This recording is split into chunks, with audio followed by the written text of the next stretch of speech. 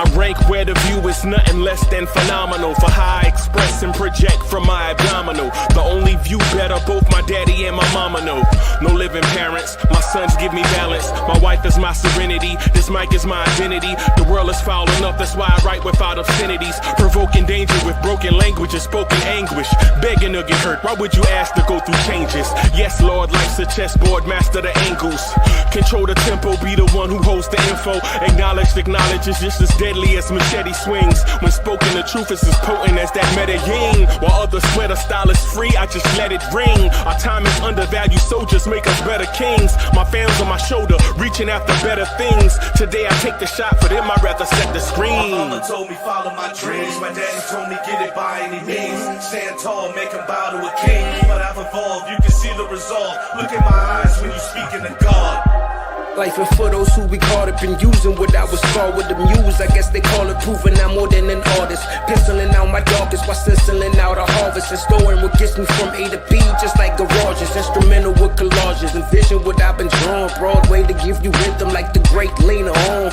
So bent on, found comfort in the storm. Find peace and on when you see them others perform. Organized chaos, outcast it like hey ya.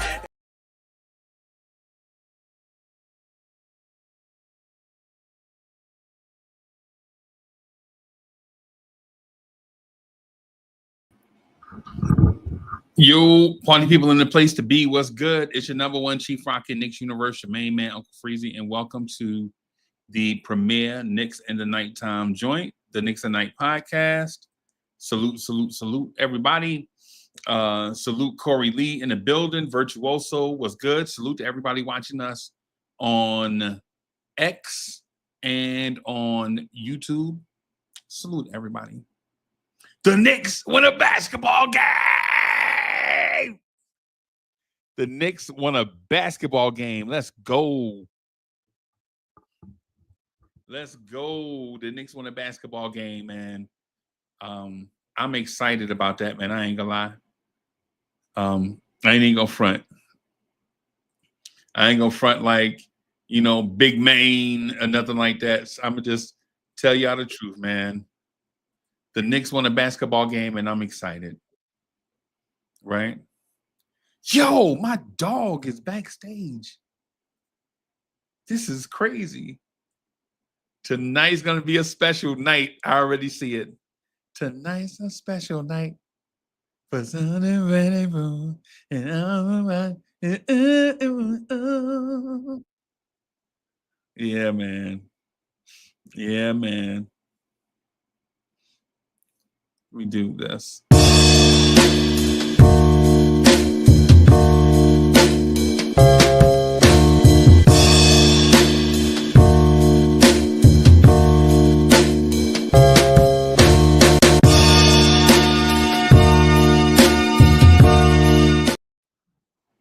Cause tonight was good. Yo, hey, Mets. Mets is backstage, bro. I don't know, bro. Earlier on Playback TV, Mets had me feeling a certain type of way, bro. Good evening, fellas. Yeah, I'm gonna salute. Victory.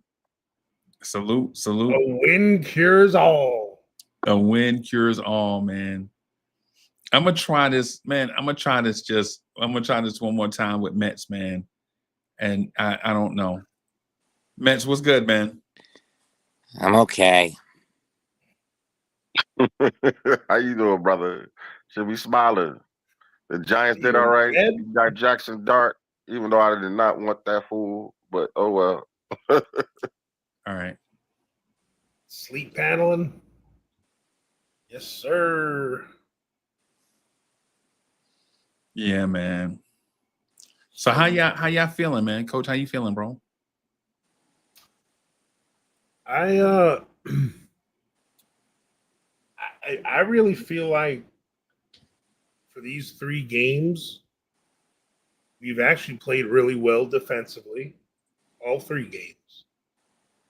Okay. Yeah, we had spots here and there where we had a little let ups or gave up an open 3, you know, here and there.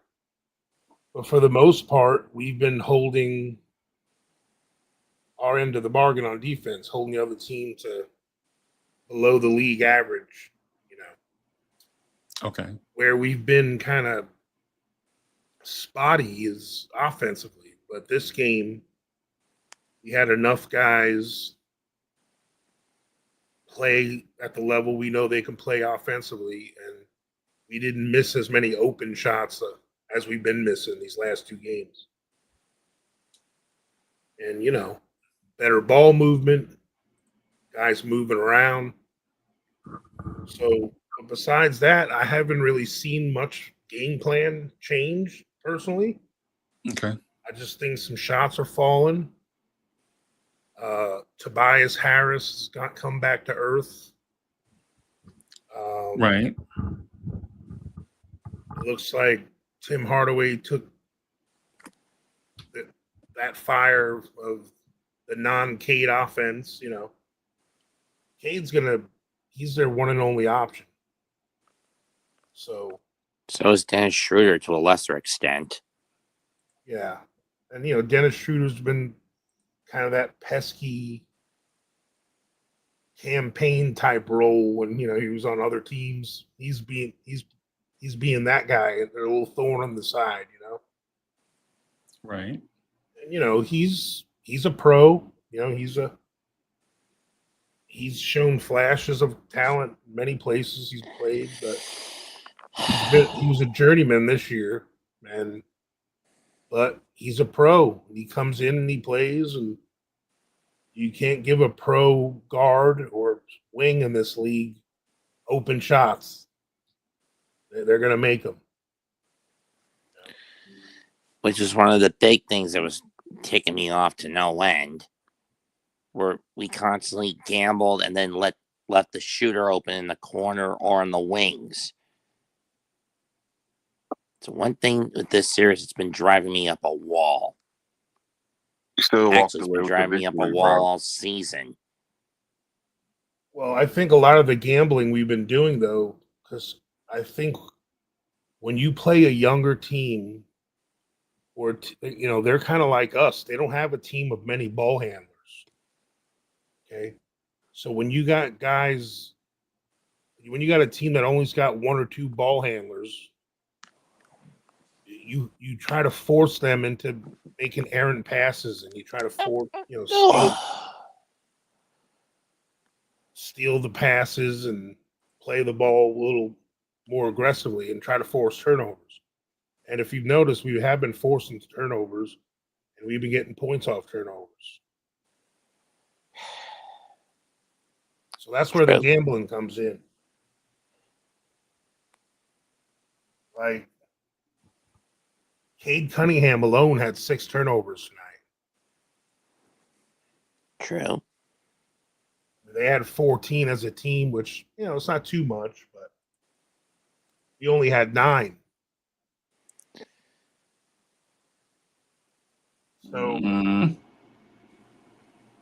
right. Gambling, we had 11 steals that game. And we had 7 blocks. We normally ever get that many blocks. Right.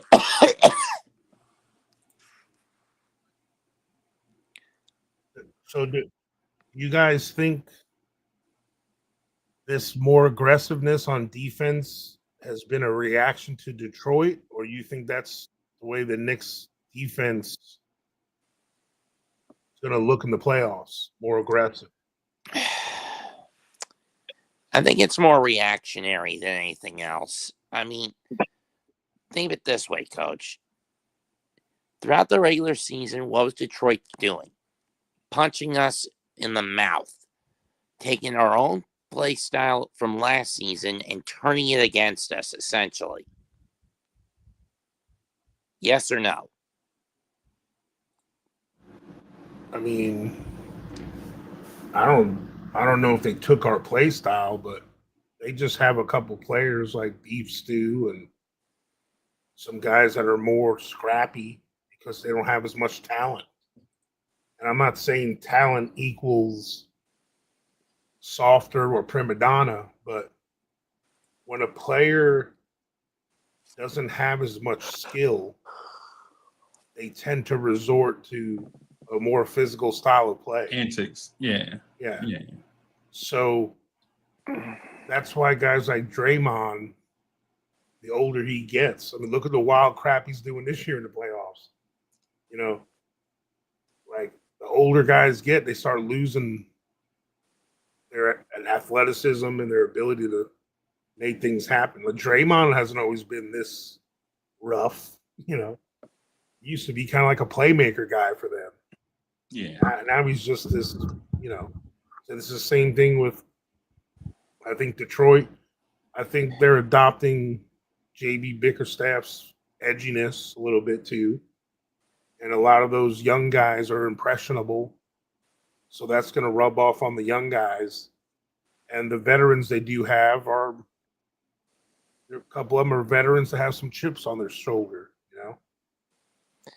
Guys like Malik Beasley and Tobias Harris and Tim Hardaway Jr. and Dennis Schroeder, like those,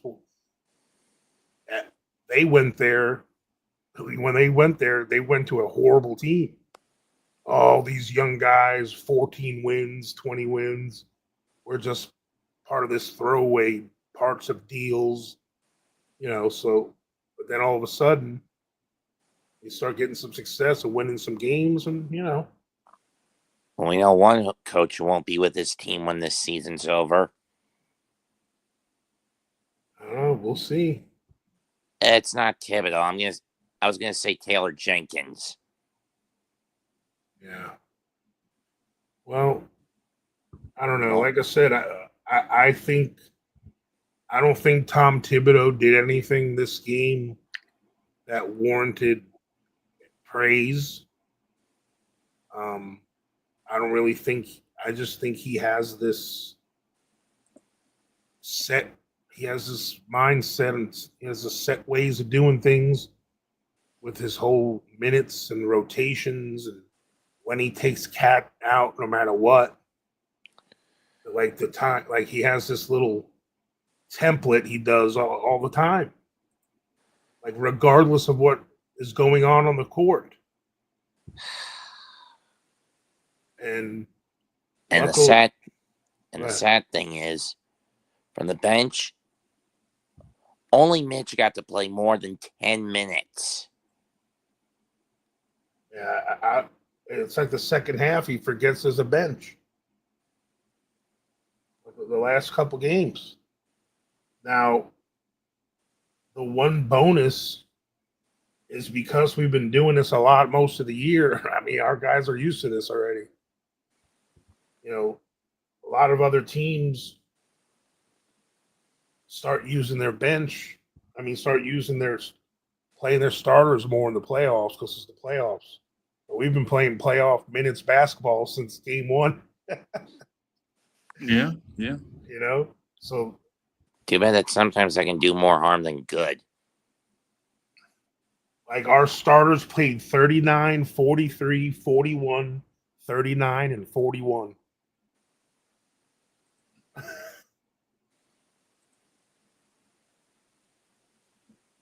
Mitch had 16 minutes. Okay. And Campaign had 9, Deuce had 9, and Shammer had 4. I think Mitch and Deuce were the only ones to play in the second half. Kane played briefly in the fourth quarter, if I remember right. Came in for a couple minutes. Excuse me, Payne. Didn't he, Freezy? I can't remember. I can't remember exactly. Well, if he did, it was very briefly. Okay. I mean, we got to live with, like, we can't get upset. Like, the one thing I am giving Tibbs credit on is he's making it where another player or two's got to try to beat us besides Cade. Almost always it's a perimeter shooter, which is the big caveat. Well, in the NBA, every team that's a perimeter shooter has more perimeter shooters than we got. That's the NBA now. Okay, I got to keep teaching everyone this. Like everyone's surprised. Like if you got 4 pro outside shooters and you let one of those 4, you give them enough open shots, they're going to start hitting them. Tonight for them, it was Tim Hardaway Jr. You know, the game before that, it was Malik Beasley and Tobias. You know, guys like Cade are going to get theirs, but you got to live with Dennis Schroeder going 4 for 6 from 3. I mean, if you told me he was going to be the one that was their spark, I'd be like, wow. Okay. Like, we let Beasley shoot 10 times from 3 tonight. He only made 2 of them. Like, this is Detroit's MO. Like, most of their guys don't shoot that well. But they shot pretty good from 3 tonight because of Tim Hardaway. You know, he was 7 of 12 by himself. But they're not normally going to shoot that well from 3. And because our offense is superior to theirs, I don't mind getting into a back and forth offensively with them. Because I feel like we have more guys that can get hot and go nuclear as far as like getting in their bag. Okay. Like they don't have they got Cade that can do that. And who else? Tim Hardaway, Malik Beasley. Like who else is gonna get as hot as Cat or OG or Bridges can? You know? And Brunson's game has seemed to evolve to where he's getting away from 3-point shooting. I just think Brunson does what's given to him. If he's coming up the court and going up to the 3-point line, and you give him a little bit of space, he's going to shoot it. Yeah. You know, if you crowd him and people spread out, he's going to drive into the paint. You know, he just I think he takes what's given to him. And tonight, Mikal Bridges made his shots. I mean, we had 4 guys that scored over 20 points. OG and Mikal had over 20. Cat and Brunson had over 30. Brunson had 9 assists. I mean, yeah, he didn't shoot well from 3 tonight. He was only 1 of 7, but Brunson had 7 rebounds as well. So, but one could argue this game really got chaotic when it came to foul trouble on both sides. That's the playoffs, Max. They're gonna call a game tight. They're gonna call it loose. It depends. Set of referees. They have guidelines. These tells them to look out for certain things because certain teams are used to doing certain things a certain type of way. They know that Detroit is a team because they lack the talent that we have, that they like, or a lot of teams have, and then they made it to the playoffs by mucking up the game, making it by said like Coach said, and this was Freezy antics. With that said, though, I'm proud of how we won this game. We didn't fold. We didn't fold. We answered the call. We let because we were out. Some of our fan base was questioning the hearts of our players, certain players on the team, and they bounced back and they showed that they can play, and that but we still are the superior team. No matter, I don't care if we won by 20, I don't care if we won by half a point. The victory is ours, and we're one more step closer to getting to our goal, and that's the most important thing. Yep. Yeah, no, I definitely agree. Also, what's up to everyone on What's up, stream? Yuri? Hey, Hey, you're what's good, boss? good. Nothing. I have to pick up what Corey left off on. Yeah, no, I definitely agree. This was a must-win game. I always consider Game 3 one of the must-wins. Doesn't matter if you're up, down, tied. Game 3 is a pivotal stat line, as we've seen throughout all of NBA. When a team is usually winning a Game 3, I don't want to jinx it. 75% of the time, a team that wins Game 3 wins that series. And if you're the Knicks right now, you're in a really good, comfortable position. That's true. And we were talking about fouls. Like, we didn't have anyone. Only Cat and Mitch had 4. But you look at the Pistons, and again, That foul was like when Cat is being involved in the offense, just like for Game 1, the 3 defenders that were defending Cat the most,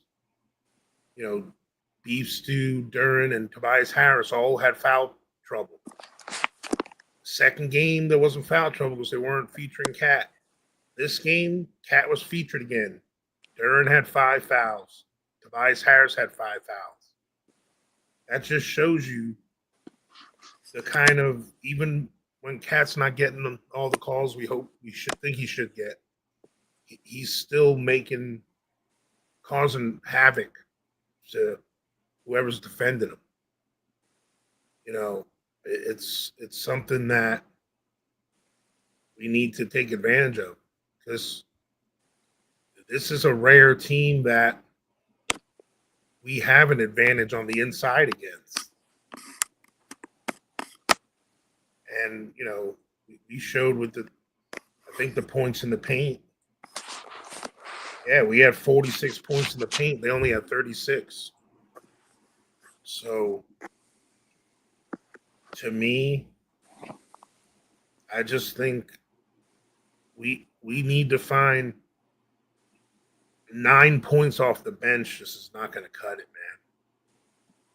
We're going to get away with it against the Pistons. But not against teams like Boston, Cleveland, or Yeah. OKC, that's for sure. You just have to, one of them guys, and look, to their credit or discredit or whatever, it's hard to get going and expect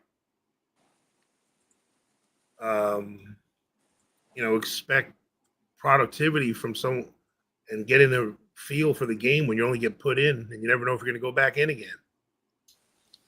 Yeah, I want to pick up where you left off, if you don't mind, Malpak, Coach. When it comes to the bench, I know that's going to be a touchy subject going into the offseason, right? Whenever we get there. But having 4 points being outscored by your 20 from Detroit, I think that was something that has to be looked into. And I know the bench has been a hot topic all year. So I don't know what's going to happen with the team in general. I know the core is staying together. It's been confirmed by James Dolan on a pod, right? But if you're the Knicks, what do you do about the bench, especially given what the rookies you have?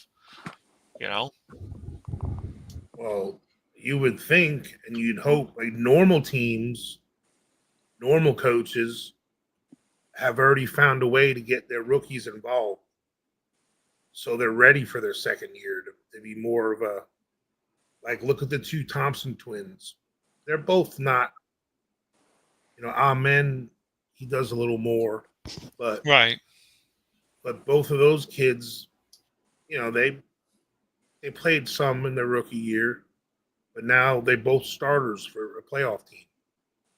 Like, you mean to tell me that Pacome Dadier, Tyler Kolick, Huck Porty, McCullough, like those guys, 2 out of those 4 guys, if you draft where you drafted them, they should be ready to be in the rotation next year. that's what most teams do. Like, especially the one you have a really good starting lineup already. It's not like we're counting on them for huge production. We should already be grooming them to play. Right. No, I definitely agree with you on There's that one. rookies all over the place, undrafted rookies you never heard of. They're playing on playoff teams. And here we are. They got freaking chafed butts because all they do is sit. It's crazy. Yeah, definitely. Listen, it's a major topic going into the offseason. That's why I brought it up Yeah. with y'all. You know, and we've seen the rookies over on Knicks go to the G League where they've been developing. Pacom Dadier, he's making good progress. Yeah. Kevin McCullough Jr. is averaging triple doubles. Tyler Kolek, you know, just to name a few. How could I forget Ariel Huckaporty? Yeah. The one thing I did criticize Tibbs on, this was early in the season, right? I felt like Ariel Huckaporty has shown glimpse of having minutes, but stuck to Jericho Sims. That's fine. I understood why he did it. That was the one critical take I had of it. Because I felt like Ariel Huckaporty showcased glimpses of what we could have used to develop him more during the regular season. That's all I'm going to say on it. I felt like he was deserving of the minutes to be the backup center when Mitch was out for that time. That's all I'm going to say on that. Well, That's a valid point. here's the thing. My other thing, even if you don't think Precious is going to be a huge contributor in the future, or people may think he's situational or whatever, he's still only a 24-year-old player that has shown, even against the last game in Detroit, the regular season game against Detroit, Precious went off in that game. And you mean to tell me Precious couldn't get in the rotation this game? On this series as a whole. I mean, at all in the whole series. Yeah, I was very surprised about that. I don't know. Something's probably going on behind the scenes for Precious. We don't know. We're just spectators, as usual. You know, we come on here, we talk about the games regardless. I don't know what can be going on behind the scenes. It's just I doubt the same thing going on behind the scenes. That's just the way Tibbs does his thing. yeah. You know, I mean, it's the playoffs. It's an 8-man rotation. Maybe in the regular season he does 9. You know, also too, like Coach said, it's possibly it's more than likely situational. You know, Someone gets I in think foul trouble. I mean, yeah, and also yeah, and I mean it's not really that, you know, it sucks for him, but unfortunately, you know, he's not needed right now. You know, maybe down the line, you know, with great fortune and we go on to the next round, it's possible that he gets in the game at some Right. point. You know, but you know, certain you know, people are deployed in certain type of ways and certain manners as the coaches use them for reasons. And there's no particular really reason because we don't need the size right now. You know, as far as the front court, as far as our rotation. I mean, some people may believe that, but they're not the coach. So unfortunately, we have to let the coach the game and do what he does and get the best result that he possibly can get Right. out No, of no. It all was the just the players. point that I No, wanted no, to no. make. I'm not coming down on you. I'm just saying this is in general, and I'm just giving my I'm opinion. just going to hop out, guys. I got to go to bed. Night night. All right, man. Night. And like, you know, I know part of it is a lot of the guys just don't seem to look to Mitch when he's under the rim. And because both of our centers are so starkly different offensively, like, I don't understand, or it's hard for me to believe that there's not a different offensive set when Mitch is in the game. Like, something they try to do differently. Like, I don't understand how everybody, even commentators that hardly watch the Knicks, even all of us fans who think we know a little bit of something, see it. Like, you can't have Mitchell Robinson and Josh Hart on the court together. When we need when we need to keep up with a team with the points, when we got to score, because Josh isn't looking to score, and neither is Mitch. And it's happened these last all three games. Our offense goes stagnant. I really feel that the sub, when Mitch comes in, I think he should come in for Josh and let him and Cat run, because I've been thinking the Mitch Cat minutes have looked good. Yeah, no, definitely, I will agree on that one. As long as it's Mitch, Cat, and like Deuce, either OG or Mikal Bridges at the small, not Josh or not Shamit.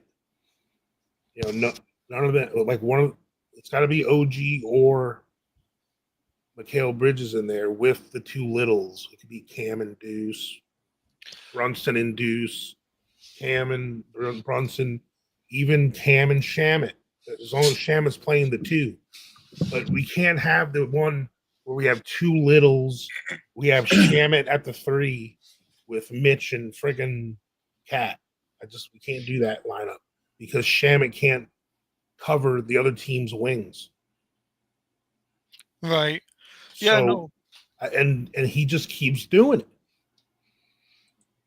right.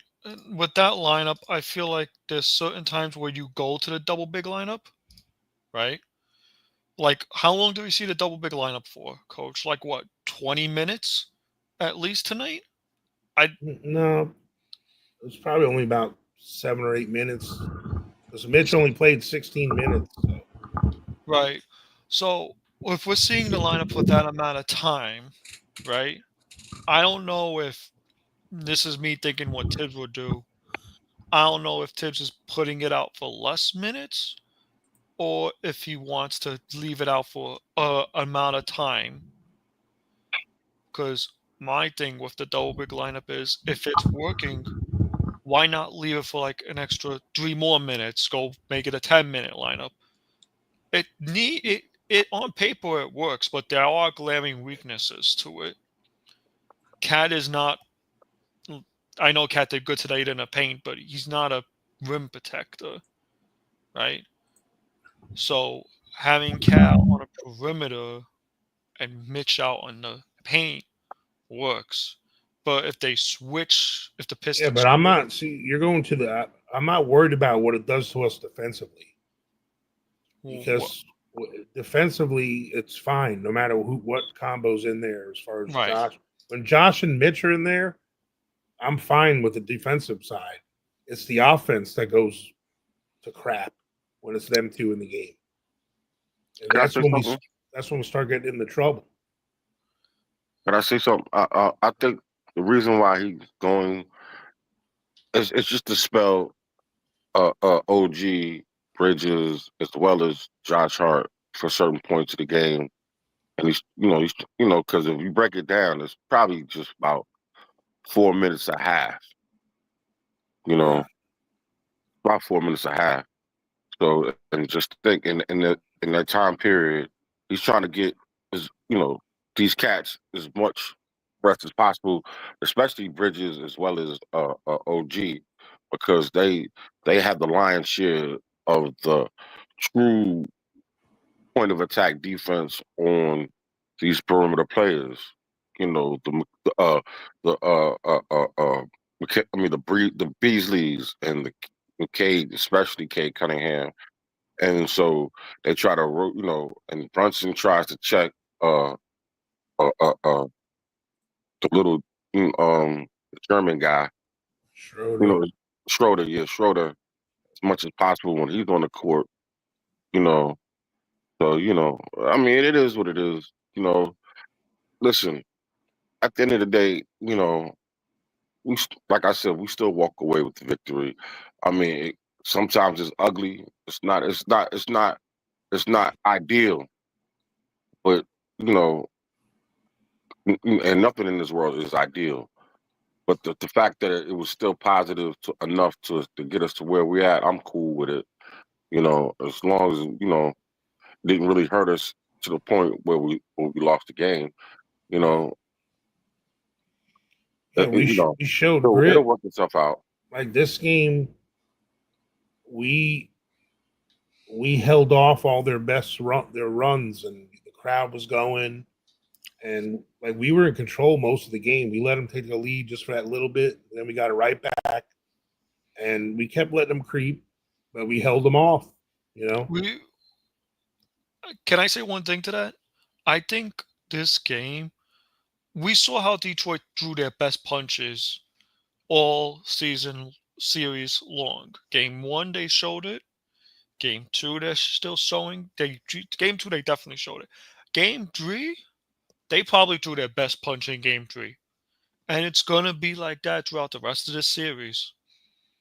We gotta continue to weather the runs that Malik Beasley can go on. We gotta continue to weather the storm that Tim Hardaway Jr. can go on, Dennis Schroeder, etc.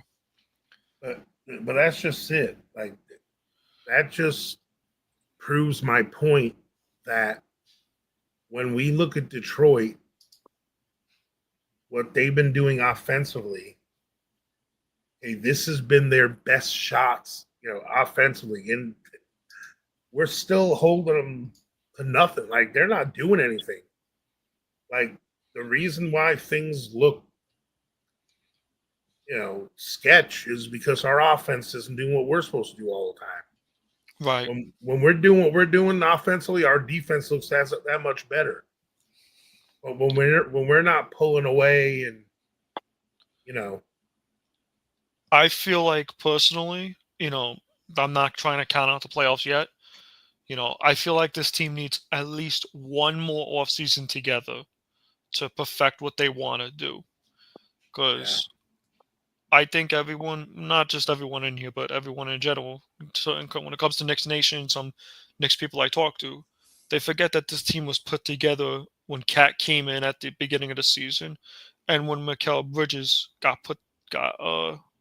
came in into the summer.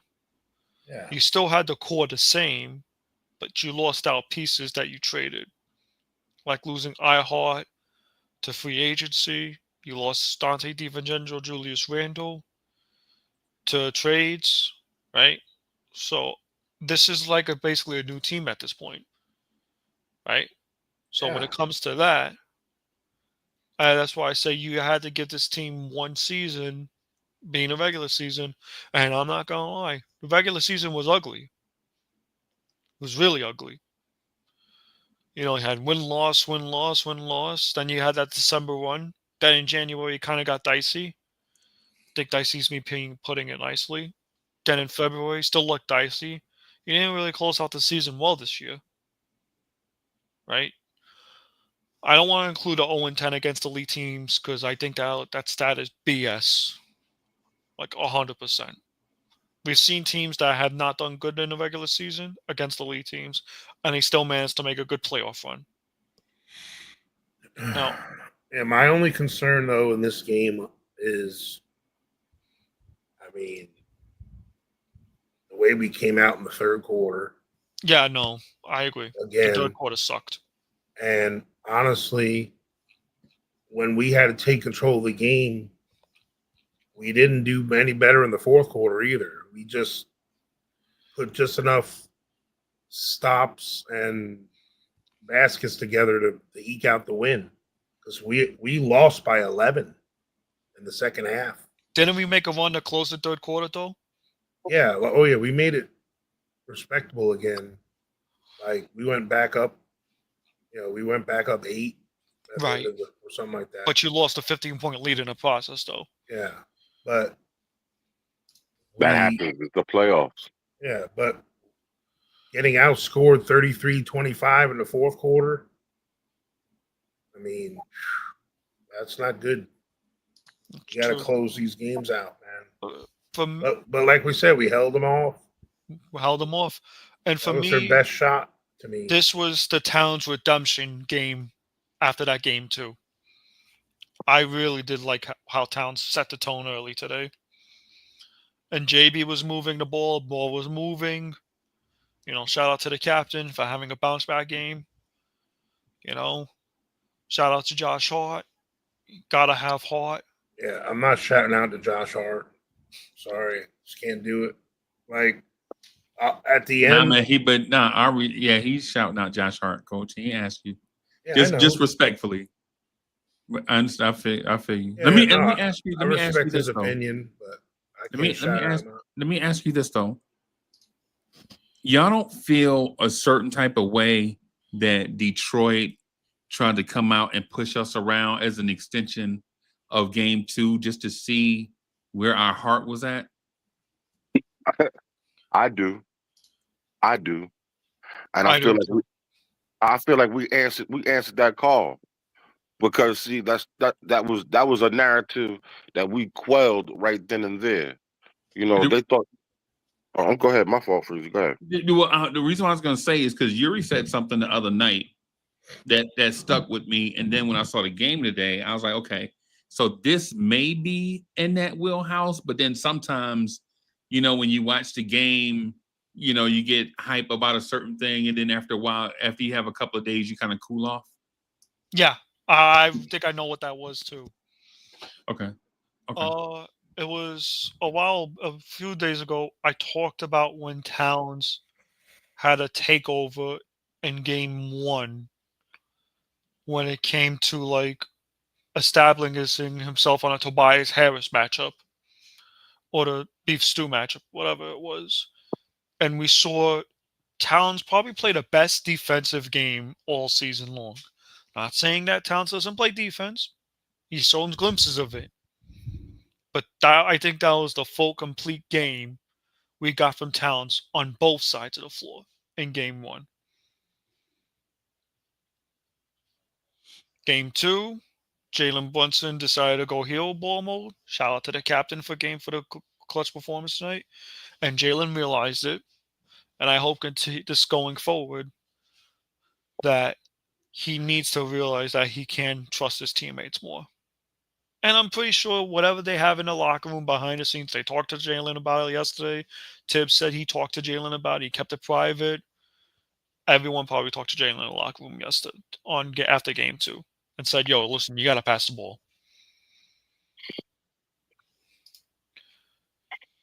Yeah, I mean, the thing is, regardless of people accusing Jalen of hero ball or whatever, but and I'm not saying I know it's blasphemous to compare him to Allen Iverson or Kobe or Michael Right. Jordan or whatever, but he's our version of that. Okay, like for our team, like so. When those guys are taking 25, 30 shots and only making 10 of them, but they end up with 30, everyone talks about how they're the GOAT. Okay. But when Brunson does it, because he's the point guard, people say it's hero ball and he's being a ball hog. But I can sense his frustration when he passes to a wide open Mikal Bridges and he doinks it on 2 or 3 moments where we could have had daggers or tied the game or took leads, and Bridges doinks it, and Right. Miles McBride doinks it, and OG Anunoby misses it again, and like over and over again, Josh Hart isn't even shooting it. So I can see, I'm not making an excuse for him. I can see where he's like, well, screw it, I'll just Do it myself. do it myself, and that's a give and take situation. It's sometimes, when the ball's falling, we don't mind when he does it. But if he misses a few, then it's hero ball. That's my only thing. It has to be a good mix. We need him to turn it on when we need him to turn it on, and tonight there was a good mix of it. But tonight we were actually getting calls. He had 13 free throws tonight, made 11. Cat had 7 of 7 from the line. OG was 5 of 6 from the line. Mikal Bridges was 3 of 3. We actually had guys go to the free throw line tonight. So, Right. and that comes with everyone being aggressive and attacking. Like when we're just hanging back and not being aggressive on offense, Or settling for threes. yeah, we're just settling for these jump shots and stuff. Which, look, when we shoot a three in the NBA, if it's wide open, I get the analytics why you shoot it. I don't get mad at it. Now, there's moments when we're up by 7 or 8, and we don't need to force a three. And we saw Jalen do that a few times. Yeah, he does that because sometimes it's a dagger if you make it. It's like that puts them in a deeper hole. But then all of a sudden you miss it. They get a long rebound. They get a transition basket. And then we throw away a pass, and then they come down and bang a three. Then all of a sudden they're down 4. It's like it's a Right. you know. Right. So back to what I was saying about, the gaming moments, right? We saw Hey, so we I'm saw sorry. we saw Towns have a bad game in game 2. And in game 3, he finished with a pretty good stat line. Both had 30 points. Towns probably had 10 more rebounds. And he had like 5 or 6 assists. I'm trying to remember that off the top of my head. But I'm Like just making. here's my problem with saying Cat had a bad game in game 2. Unfortunately, Cat doesn't bring up the ball. And Cat doesn't coach the New York Knicks. Okay. There's little things that keep happening. It even happened today in this game. Again, Cat in the game 2, he started off 3 of 3. All right, in game 2, he was already cooking. And then all of a sudden, that 4 or 5 minute mark, Tibbs took him out. And then things got all weird. And when he came back in, he wasn't as hot. And then in the second half, he just wasn't touching the ball. And is that Cat's fault all the time? No. No, it can't be. Like the guy bringing the ball to the court or the coach needs to run the offense for him. Like you should be able to see that that's happening. Now in this game, he started off hot again, and then he takes him out again. But this time when he came back in, the game was in a different light. And actually, Cam was doing really well again. He was getting to the rim. He made some shots. And then he took him out. Like when he was like heating up. Then we barely saw him again. Like I understand coaches have their little rotations and what they like to do and all that, but come on, man. You sit here and stick with heart the whole game, just not even looking at the rim unless it's a hand grenade before the shot clock or it's in transition or something, when you look at the stat line, Josh had 9 assists and 11 rebounds. I can't complain about that, but I don't want to say they're empty stats, but he has to be a more willing shooter. He has to be a threat because when he's not a threat, we're forced to have OG or McHale. One of them two has to have a 20-something point game as well. Right. And you can't just count. I'm sure every playoff team and every NBA team would love to. Who can say, oh, we're going to count on a third guy to get 20 no matter what every game? How many teams can say that? Like, we can't count because we can't count on the bench scored a lot. So we have to, and we know Cat and Brunson 9 times out of 10 are going to get theirs. But when this happens, we have to count on OG or McHale. One of them two have to get on fire each game. Luckily, this game, they both did well. And we needed that because no one from our bench scored tonight. Yeah, no, I'm Nick Yak. I'm definitely not blaming Brunson and Josh. I've shouted them out. I'm going to continue to give them my support on it because they, in my opinion, regardless of how we feel about Josh Hart not shooting a basketball, he still comes in, day in, day out, each and every game, supporting. Uh, And I feel like, Fritzy, I want to talk about the momentum changer. I think the momentum changer, mental wise, was that scuffle that Cat had with Mitch and Reed. I think that was the mental. I think that changed the whole tone of the game for the Knicks and the Pistons. And I want you guys to think of what I'm about to say. It I it it, it reset the tone. It reset oh, the tone, and it changed 100%. it changed the attitudes. It was like no, it's not going down like that. I don't care what you thought it was sweet over here, and it's not. And I'm glad that Cat was the one to To initiate establish that, it. to initiate it. And also too, I'm not saying that Mitch necessarily needed him to come to his rescue, but that's just a teammate looking out for another teammate. That helps unify us and lets each other know that we got each other's back when we need it. And that's all about team building and all that. So that was a positive, and also too, and it sends a message back to them because see they what they tried to do to us in these last three games is try to pick us all off apart, pick us apart, but do it individually. They would team up on us individually. You know what I'm saying?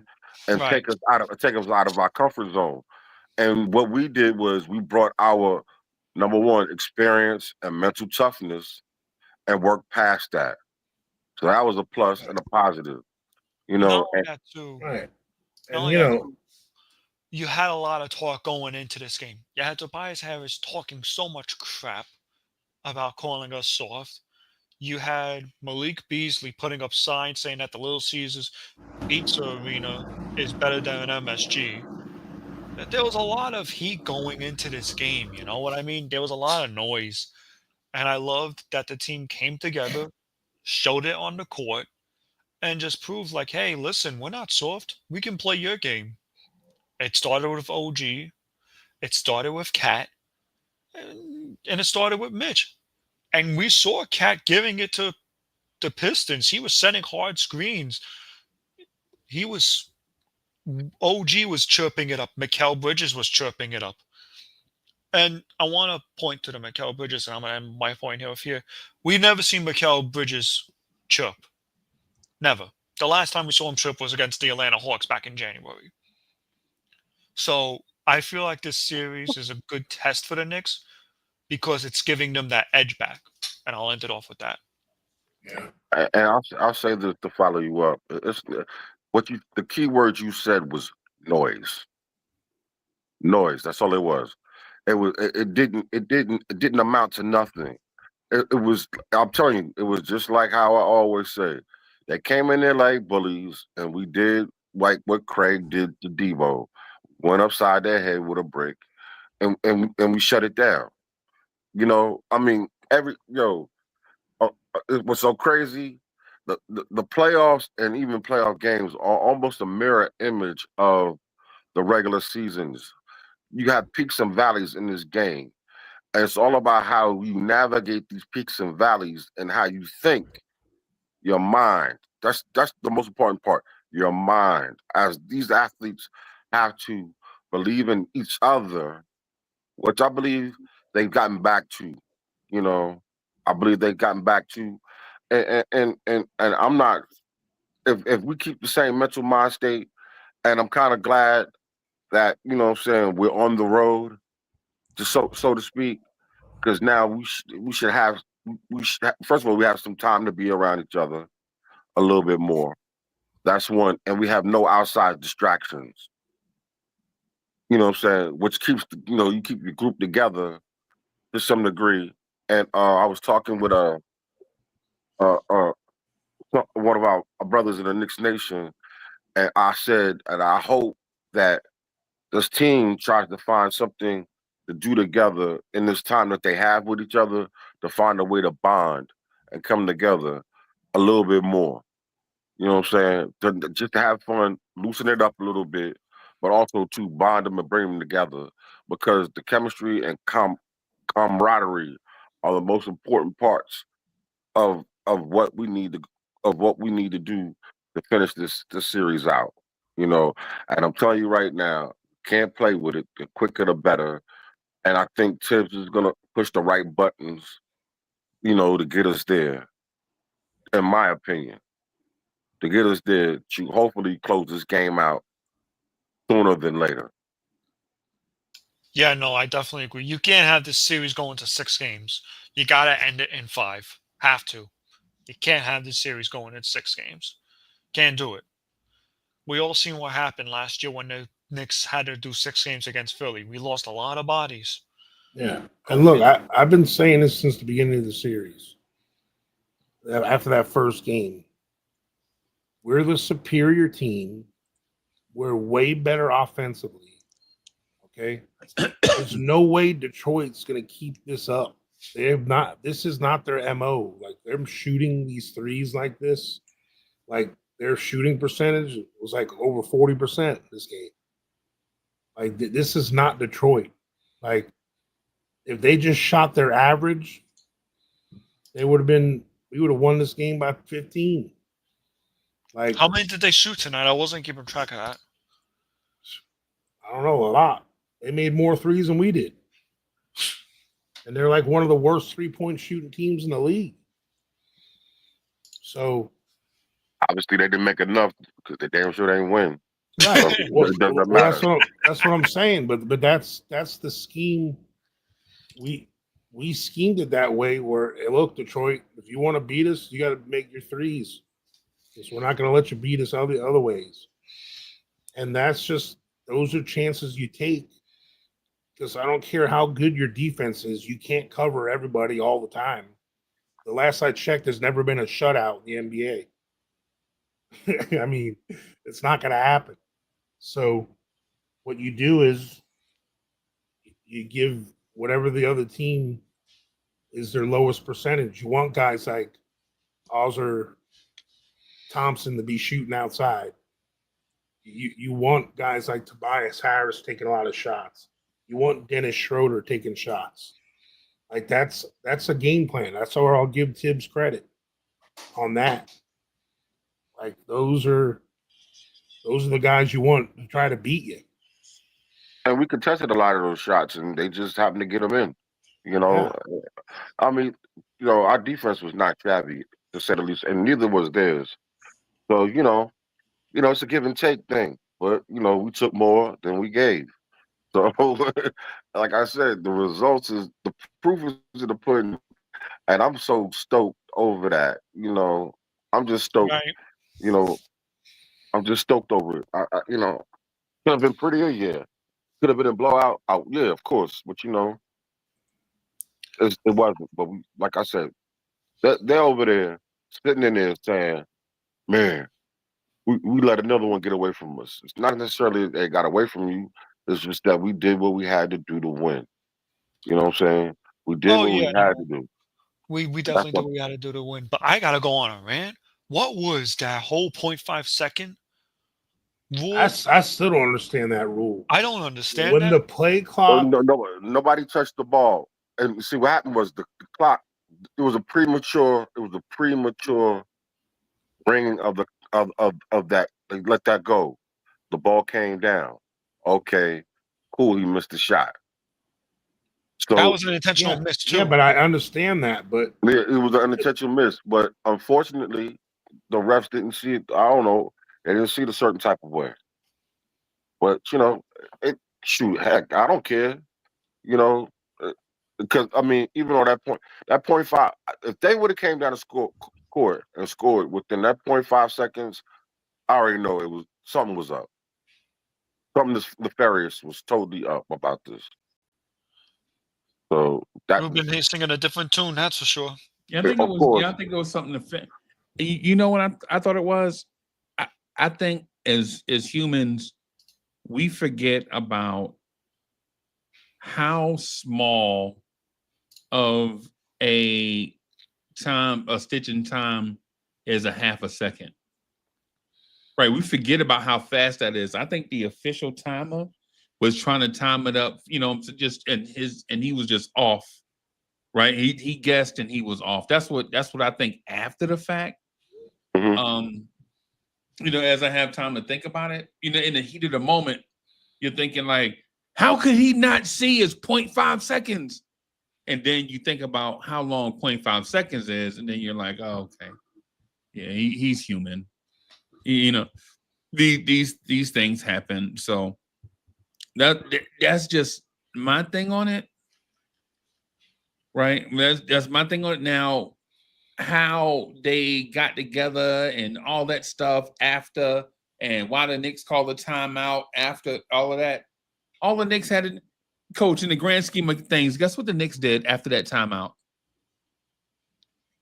They inbound the ball and the game was over. Yeah. Right. They didn't even have to call a timeout right there. They could have just did the same thing and just went straight to the locker room. So yeah, either way, I'm glad the Knicks won. Yeah, no, definitely. That just puzzled me because I wanted to ask you guys about it, because that killed the vibe for me, and I must have aged about like 100 years old. That's not a joke. Wow, 100 years, bro. Wow. Yeah, bro. You only 30-year-old I know with some super gray hair, looking like Santa Claus. Hey, listen. My heart sank. Okay, that's all I'm gonna say. But that victory picked it right back up. Oh, yeah. Then I went back to 26 years old. I just didn't understand what that rule was because I talked about it with my pops, and my pops was like, "I never heard of anything like that." Yeah, that's not. Yeah, because the mistake of, especially when it's a refs, because technically the timekeeper are part of the ref crew. It's not like some home guy at Detroit is controlling the time. It's some official NBA person that controls that. Some random Joe. Like, so since it's their mistake, they should redo the play, not give the Pistons the ball out of bounds, because it defeated the whole purpose of us missing the shot. Yeah. Because if he would have made it, they would have got the ball out of bounds with 0.5 seconds left on the end, at the end line. Yeah, no, I agree. And the other thing, even though Duran wound up throwing the pass away, after that play, Duran that's a regular inbound play. That's not after a made basket. He moved. He sure did. Yeah. When he passed that was a foul. Yeah. Hey, we got away with a couple of travels too today, so we got away with a backcourt violation too. Was that even a backcourt violation? Yeah. Technically it was, but hey, I wasn't complaining because as soon as he got to the line and knocked him down, knocked that one down, I was like, you can't go back and check that anyway. So it don't matter. It don't matter. I was like, Herb, get to the line to shoot. Just Herb, get to the line to shoot. Yeah, no, Nick Yak, they should have let us shoot that free throw. I'm gonna keep it real with you. They should have let us shoot that free throw. I was kind of tight that they didn't, but hey, listen, we got the win. Can't have everything. Just the victory is more than enough for me. Anyway, Fritzy, Coach, Corey, pleasure to see you today. I'm gonna go to bed. Good night, young man. You have a great evening. Have a great day tomorrow or today. Let's go Knicks. Yeah, man. Hey, thank you everybody for watching. I'm not ending it here. Just want to say thank you for everybody that's watching, hanging out with us deep into the night. If you haven't done so, subscribe to the channel, man. Smash that like button and share. We had an interview with Coach's favorite player of all time, Kenny Anderson. Man, he came through. It was an excellent interview. Man, Kenny Anderson is a great person. And we had fun doing it. We had a little tech difficulty. So when y'all go back and watch it, it's because we were trying to match up two apps. We were trying to match up StreamYard and Zoom, but the conversation was great though. So y'all pardon that, man. It was just a I think, and I couldn't fix it in enough time where I could have make the best use of his time. So we just rock with it. Coach, what are you thinking about game 4? We need to just win by 20. Yeah. And just block out all this. I mean, you know, don't get me wrong, a win's a win. I don't care if it's 2 or 20, but I like it to be a nice, no questions, who the better team is, just a 20-point shellacking. Okay. And Bro, go ahead, my fault. No, and I was going to say, and we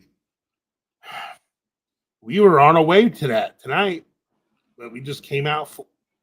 We settled for 3 jump shots coming out of the third, and we just can't start slow like that in the second half. It just kills the whole vibe. Right. But you know what, Coach, though? In game 1, as well as game 3, the fact that we did that and still overcame, it speaks volumes to itself. You know, it takes a certain type of, because, you know, most of the time, it's hard to fight to get back that type of momentum it takes to go on these runs, as well as to get yourself back into the game. So, and that's, you know, that's a testament to the team. You know, they didn't fall back into that woe is me type of mentality, or, you know, or allowed the refs to take them out the game, or as well as the opposing team. You know, we were professionals, and we still, you know, we handled that game just like what it was supposed to be, a business trip. And then and we took one right out just when they thought they were like in Harlem Nights. You know, just like when she thought she was gonna get a glass of orange juice, and it was nothing but a corner Who left us a swallow in the container? Yeah, it's a swallow in the container. Oh well, they still sitting over there thirsty from that salty Little Caesars pizza. You know, oh well. Yeah. You know, and that's what they get too for trying to shut us out. You know, they did everything possible in their realm to make it hard for us, and we did what we could. We did what we had to do to overcome it, and that's what makes me proud of them. You know, of all of them, every single last one of them.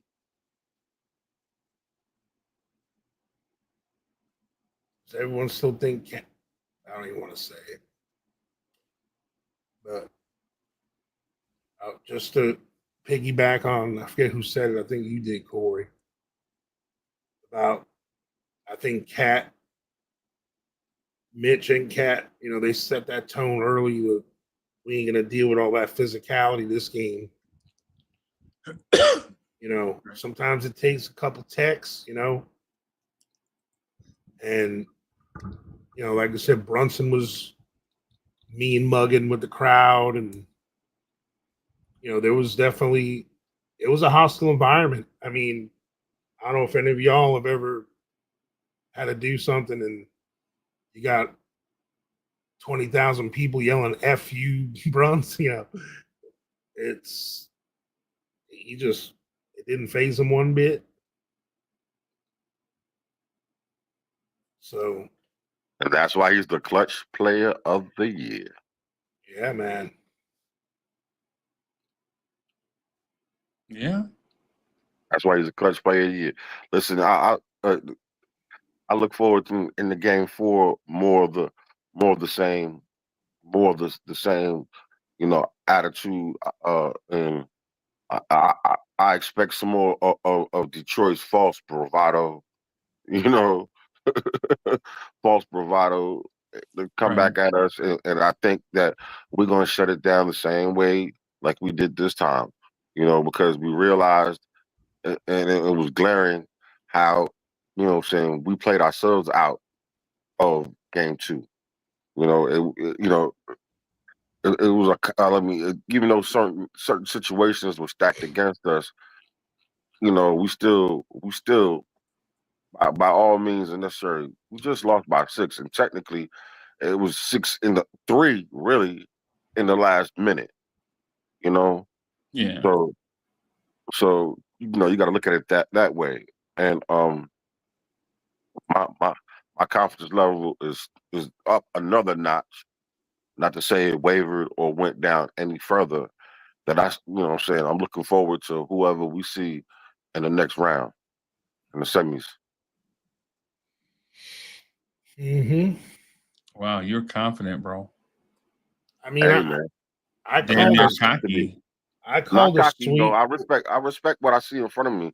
Don't get it messed around but we can't, like I said earlier, like we've been saying, we can't play with our food. But we shown that we can do that. You know what I mean? And even though, you know, we're not in the situation, but soon come Sunday, we will be back in a similar or somewhat similar type of situation. So we have to come with the same type of attitude of what we came in game 3. Basically, that's all I'm trying to say. And I believe in Okay. my team that they can do that. Okay. Okay. Coach, you were saying? Say it again. I'm sorry. Nah, I was. I mean, I called a sweep or a gentleman's sweep. I I assumed they were going to sneak one at home. Uh, he's still on pace for that. We just win these next 2. You just need to show up and do it. Take care of business, man, and stop playing with our food. Um, Okay. I mean, we always want everyone to do their job. Um, we need every game. We need at least 3 of our starters to show up offensively. You can't just count on just Cat and Brunson to just carry the offense. Someone like OG or Bridges got to take off a little bit, and we need a bench guy to take off once in a while. Okay. Well, so far this whole series, you only had Cam that kind of was a spark in that first game off the bench, but no one's had enough time since then to really. I felt Cam Payne was a nice little spark this game for a little bit. He's just scrappy. There's something about his energy that doesn't always show up on the stat sheet. Um, Coach, you know who you reminds me of, and he's not as good as this player, but just the mindset. You remember Tyrann Mathieu, the Honey Badger? yeah. I remember him. Bro, he kind of remind me of the Honey Badger, like he's not the biggest and he's not the fastest anymore, right? And he don't even get as many interceptions as he used to. And when he hits you, he don't knock your block off, but in his mind, he's hitting you with everything he got, right? Yeah.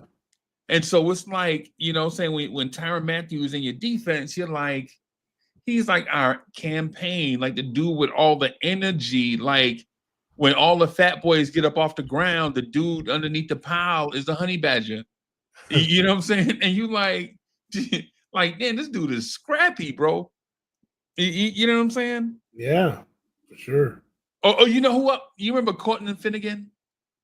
Yeah.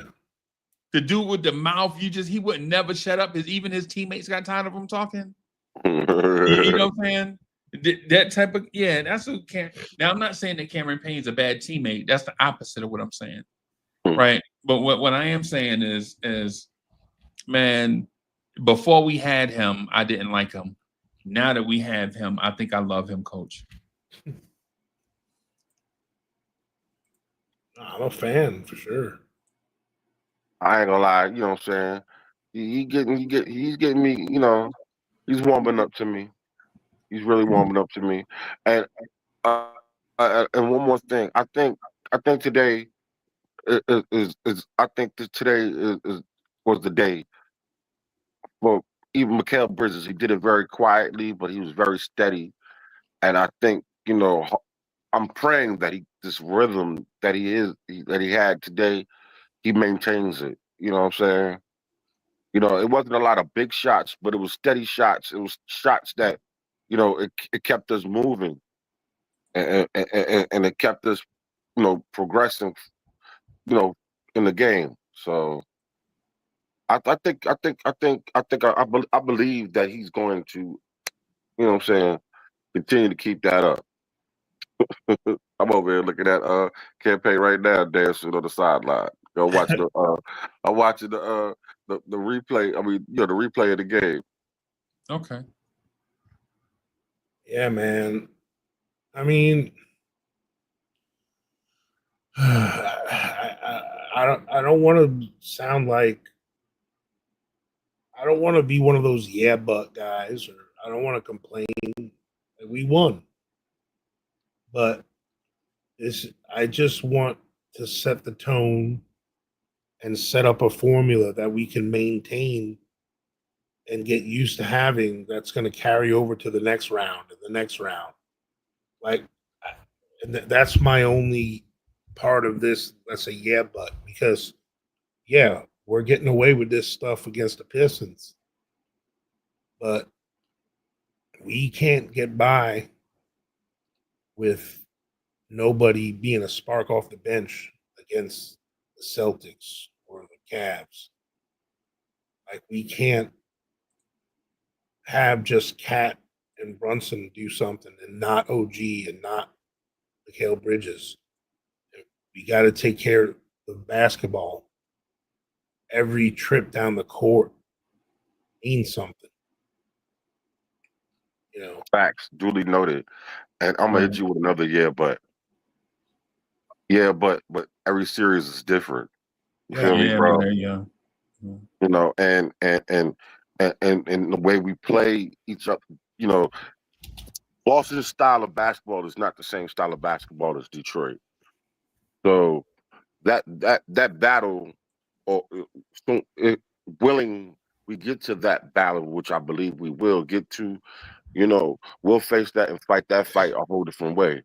You know, it's a different strategy. This is just one of these ugly wars, you know, or ugly battles that we have to go through sometimes to get there. Because you know, there are teams like that right now, like that on the western on the West Coast, who play very gritty, nasty, dirty. You would say the Clippers do the same way, and how they're making it hard for like Joker and them.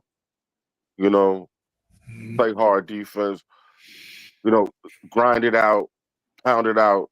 You know, and try to beat you down because they feel like you're a certain type of player, and they feel like they have to use their natural physicality in order to get there. Where, you know, Boston, or say even Cleveland, are different types of teams. Matter of fact, another one, for an example, who's like that, and they haven't quite got there yet, is Orlando.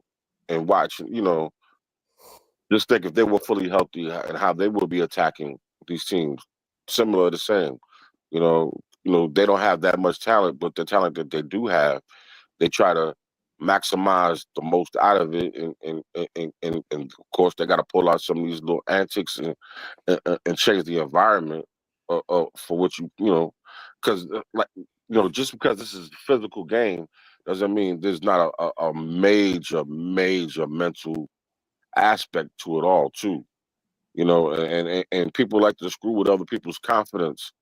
You know, that's how some people win or fail, as well as in life. Okay.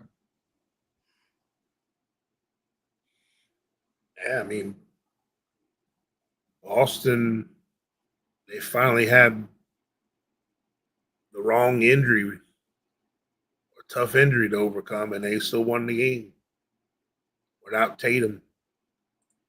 He's hurt now. And he didn't play the second game too. Interesting. What happened to him?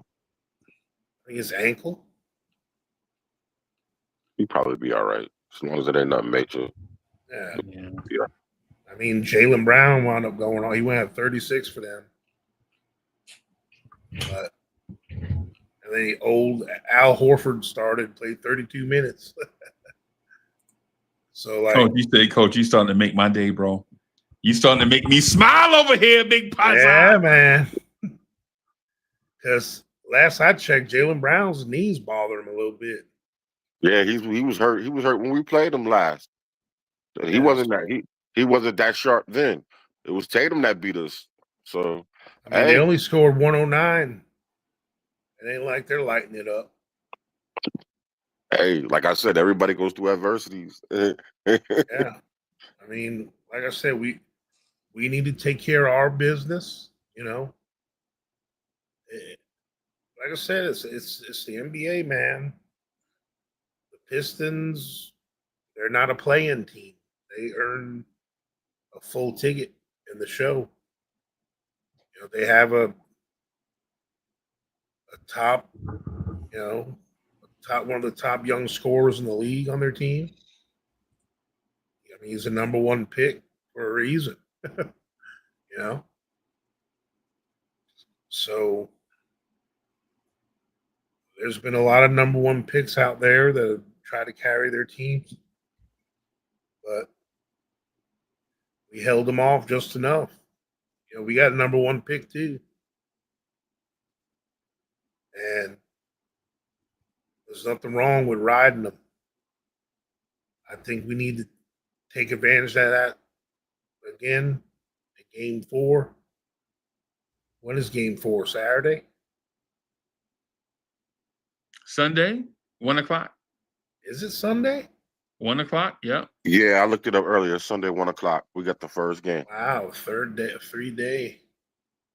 Oh, I like that. It's an early game though.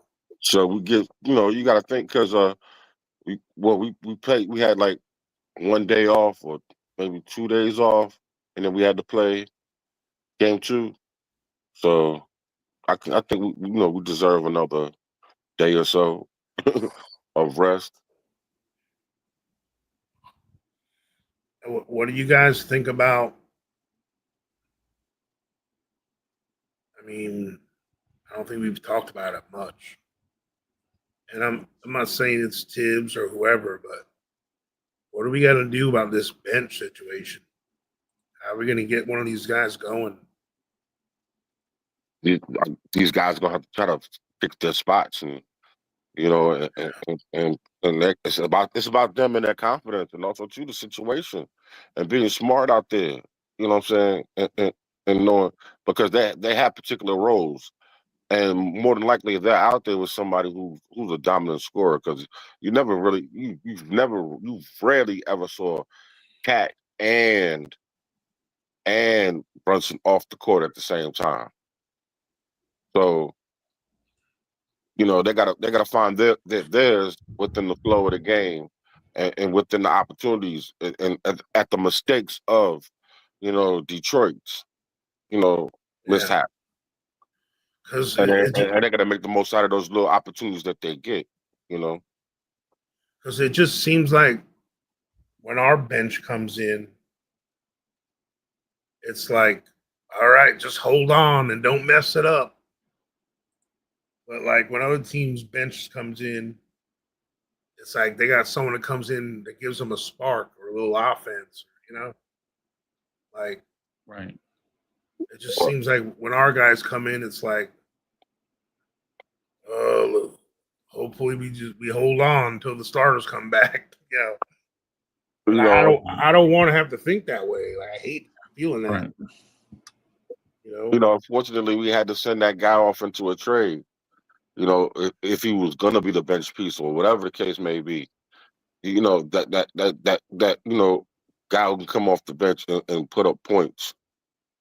And like what Yuri said earlier, this was really just you got to think this team was pretty much thrown together, especially the bench pieces were thrown together at the last second, and we had to get the best that we could get and could afford at the moment. But I'm not too worried about them because these cats are professionals, and you never know. Mess around, Larry Stammet might have his moment, his one shining moment in his tournament, to say the least. and knock down a few big shots, or help change the momentum, or even help put the dagger into this team whenever the opportunity seeks them. Right. Yeah, like I just think that whether it's Deuce or Cam or Shamit, one of them, you got to give them enough time to get going, too. Like, honestly, I thought maybe it was Tibbs. Oh, you saw something with Cam, but nah, it wasn't that. It was Brunson went back into the locker room, and remember he did something with his shoes or something, or tightened up the ankle brace. He did something, and Cam and Deuce were out there. Then Cam started doing a little something, so he was in there a little longer than he normally would because And that's how he Brunson. got that opportunity. Yeah. So then when he came back, the part that I was surprised and happy Tibbs did was he had him come in for Deuce instead of Cam. And those are times for me, like when Tibbs has that template where he brings in Mitch at the 4 or 5 minute mark.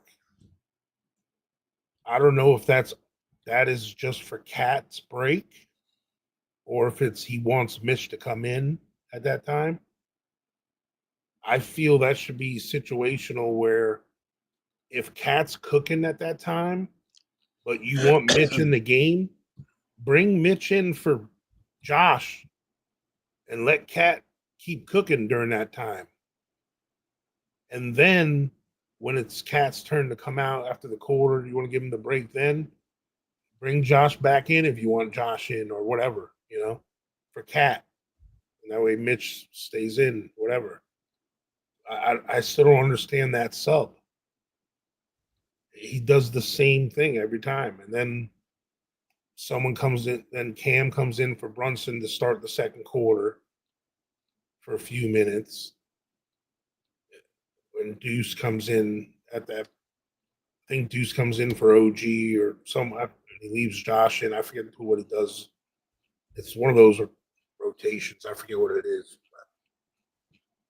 I just feel like he does it at the most inopportune time sometimes.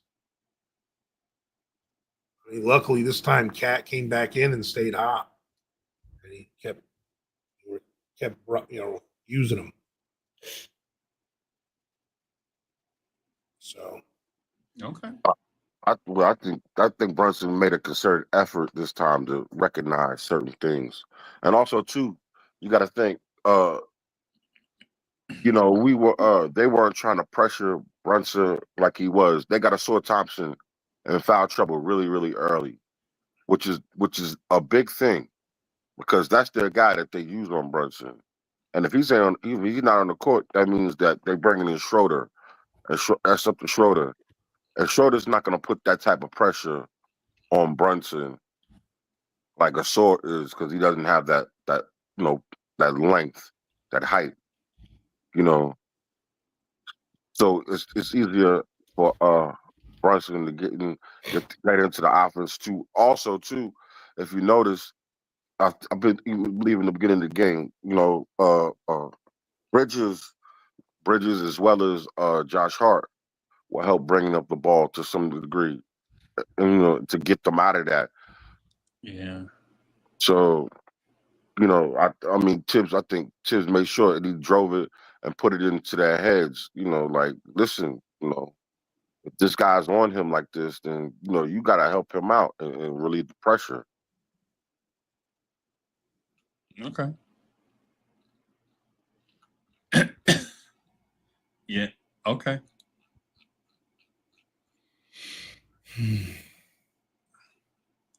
Coach, what you thinking, bro?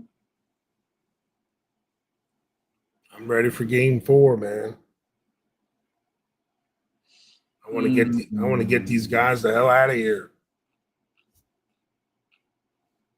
I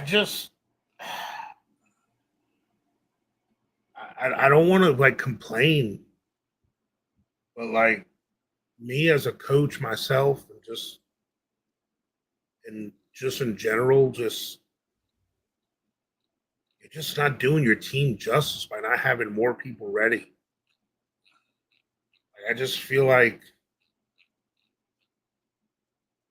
Macomb Dottier, McCullough, some of these young guys. There's just times that we're going to be playing these long wings, and when Mikal Bridges and OG Anunoby need a break, we don't have guys like Josh Hart or Landry Shamet or Deuce having to defend those guys. I mean, a guy like McCullough or Macomb Dottier can defend guys like that for the 5 to 8 minutes that a game that OG and Mikal Bridges need a break. You know what I mean? Yep, I do know what you mean. Like those young men are talented enough. Sorry, Corey. Just say one last little sentence.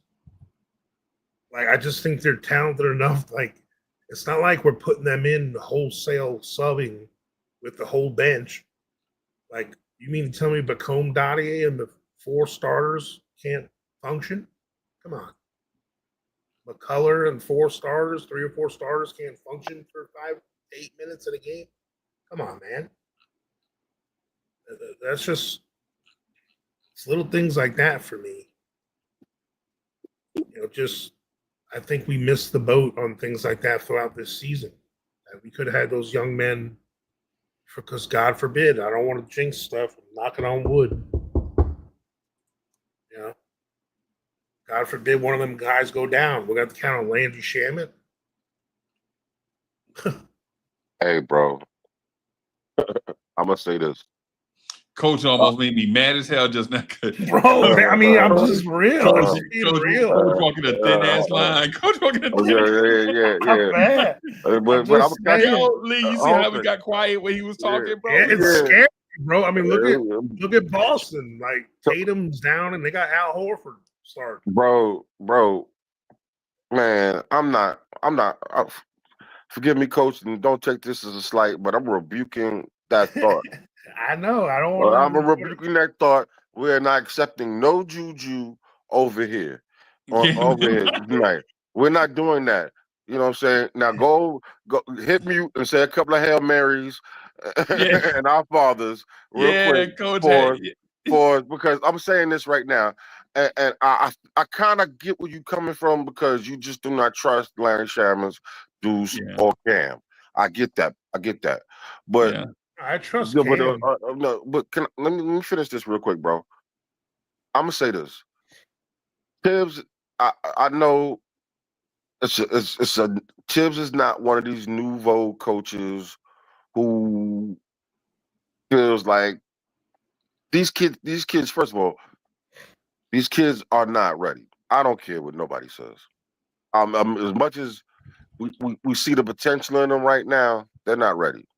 They can't be ready if they don't play and they don't get experience. But also too, Tibbs has a certain way that teachers teach in a different type of way. You understand what I'm saying? And to get past the Tibbs course, this you got to think we're not in the same situation where we had Obi Toppin, and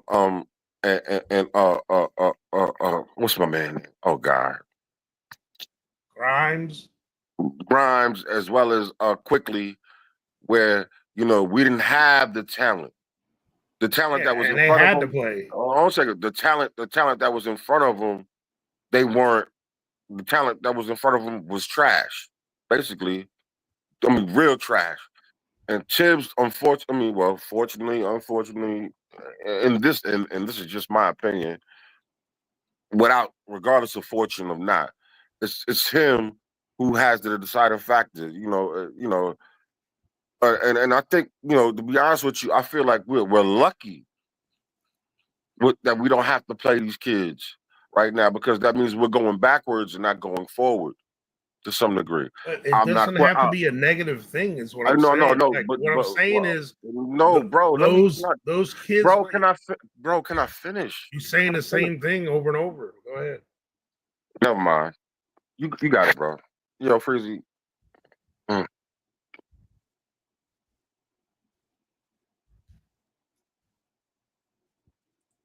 What was he saying? What were you saying over and over? What were you saying?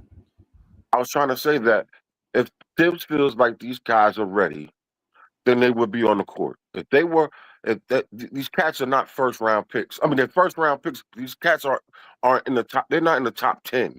They're just not top 10 picks. You know what I'm saying? We are not in this situation. We are a veteran heavy team because we are trying to achieve a championship. And listen, some of these veteran teams, okay, cool. That's how their coach does their thing. This is how our coach does this thing. I'm not listen, I'm not trying to destroy your feeling, and I'm not telling you you're wrong. I'm just telling you how my opinion of what this man is thinking. And how we're not in these situations anymore, bro. I agree with you. I'm not doubting that's what he's thinking. I'm just not agreeing with his thinking. I don't agree he should think this way. I don't agree with his thinking all the time too, but he's Yeah. still a head coach, so I have to ride with his decision. I get that, but my thing is this. I'm not saying we need to play all these people for like a 10 or 12 man rotation. Who the hell's that dumb? I'm not saying that. I'm saying it would bode well if we found a way, if we played them enough. That's what the regular season's for. We could play kids like Dottier and McCullough. And unfortunately, sorry to hurt your feelings, Deuce Hive and Shamit Hive, if there is one, but guys that are built like Bacome Dottier and have the skill set like a Bacome Dottier and McCullough, long, athletic, can both defend real well, defend three positions each, and can hit an outside shot. I'm sorry to say, Deuce and Shamit aren't getting playing time if those two guys develop into something. So we'd be using them two instead of Shamit and Deuce, is what I'm getting at. It's not that I want to play them as well as the other two, but everyone is so hooked on Deuce and these other people that just are not going to, they're not the answer for us. Yes, our best players are our starting five, rotation. We have a great starting five. But because our starting five is so good, that's why I think we could have taken the chance of using a couple of young guys as well. Because someone said it in chat, I was going to say the same thing. There's playoff teams using guys from the second round. I mean, look at Holland. Holland was in the G League. He's in the rotation for Detroit. Granted, Detroit's starting lineup isn't as good as ours, so he's finding a way to get in the rotation. But what I'm getting at is we make excuses for him sometimes because he's our coach. And I'm usually back to coaches and their decisions up to a certain point. Okay.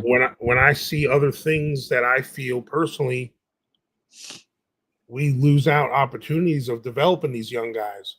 This is something we used to complain about before when we didn't have a starting lineup that was that good. I remember being on this panel plenty of times where people complain about playing the kids. He needs to play some of these kids. And that's when we were horrible. Yeah. Yeah. Can I say something real quick? Real quick.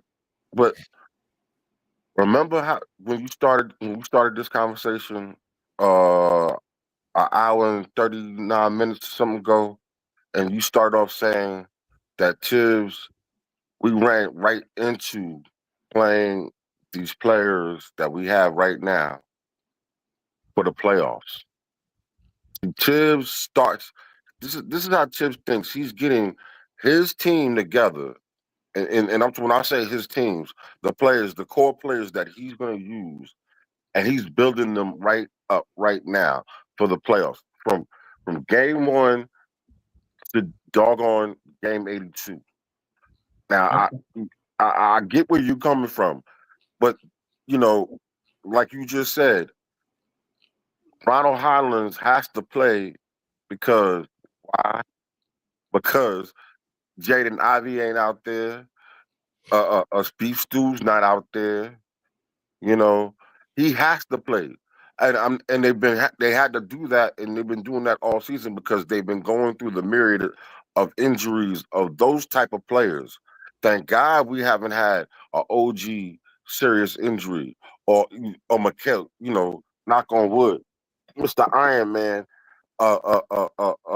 Bridges. Bridges injury. Yeah, Bridges injury. Or even Hart for that matter. See, then I could, what I'm saying, if that was the case, then yeah, I would go with you. I would rock with you and totally back you on that thought. And I'm not saying I'm going against you either.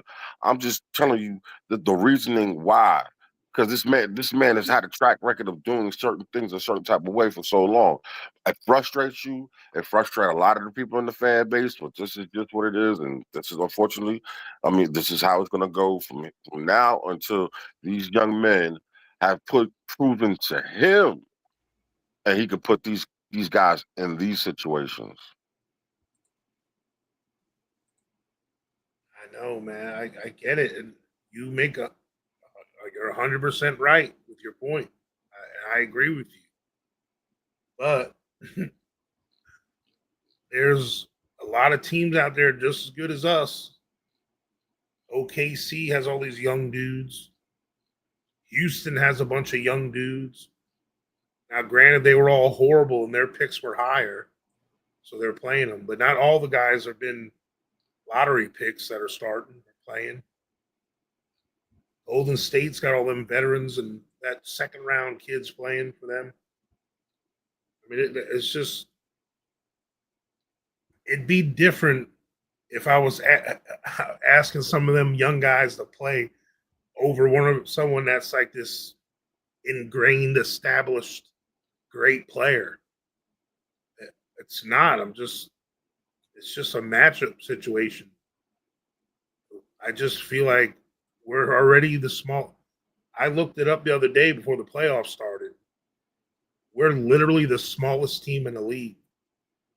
Our average height was 6'4" and 7'8" or something. I forget what the number was, but we're number 30, smallest team in the league, average height.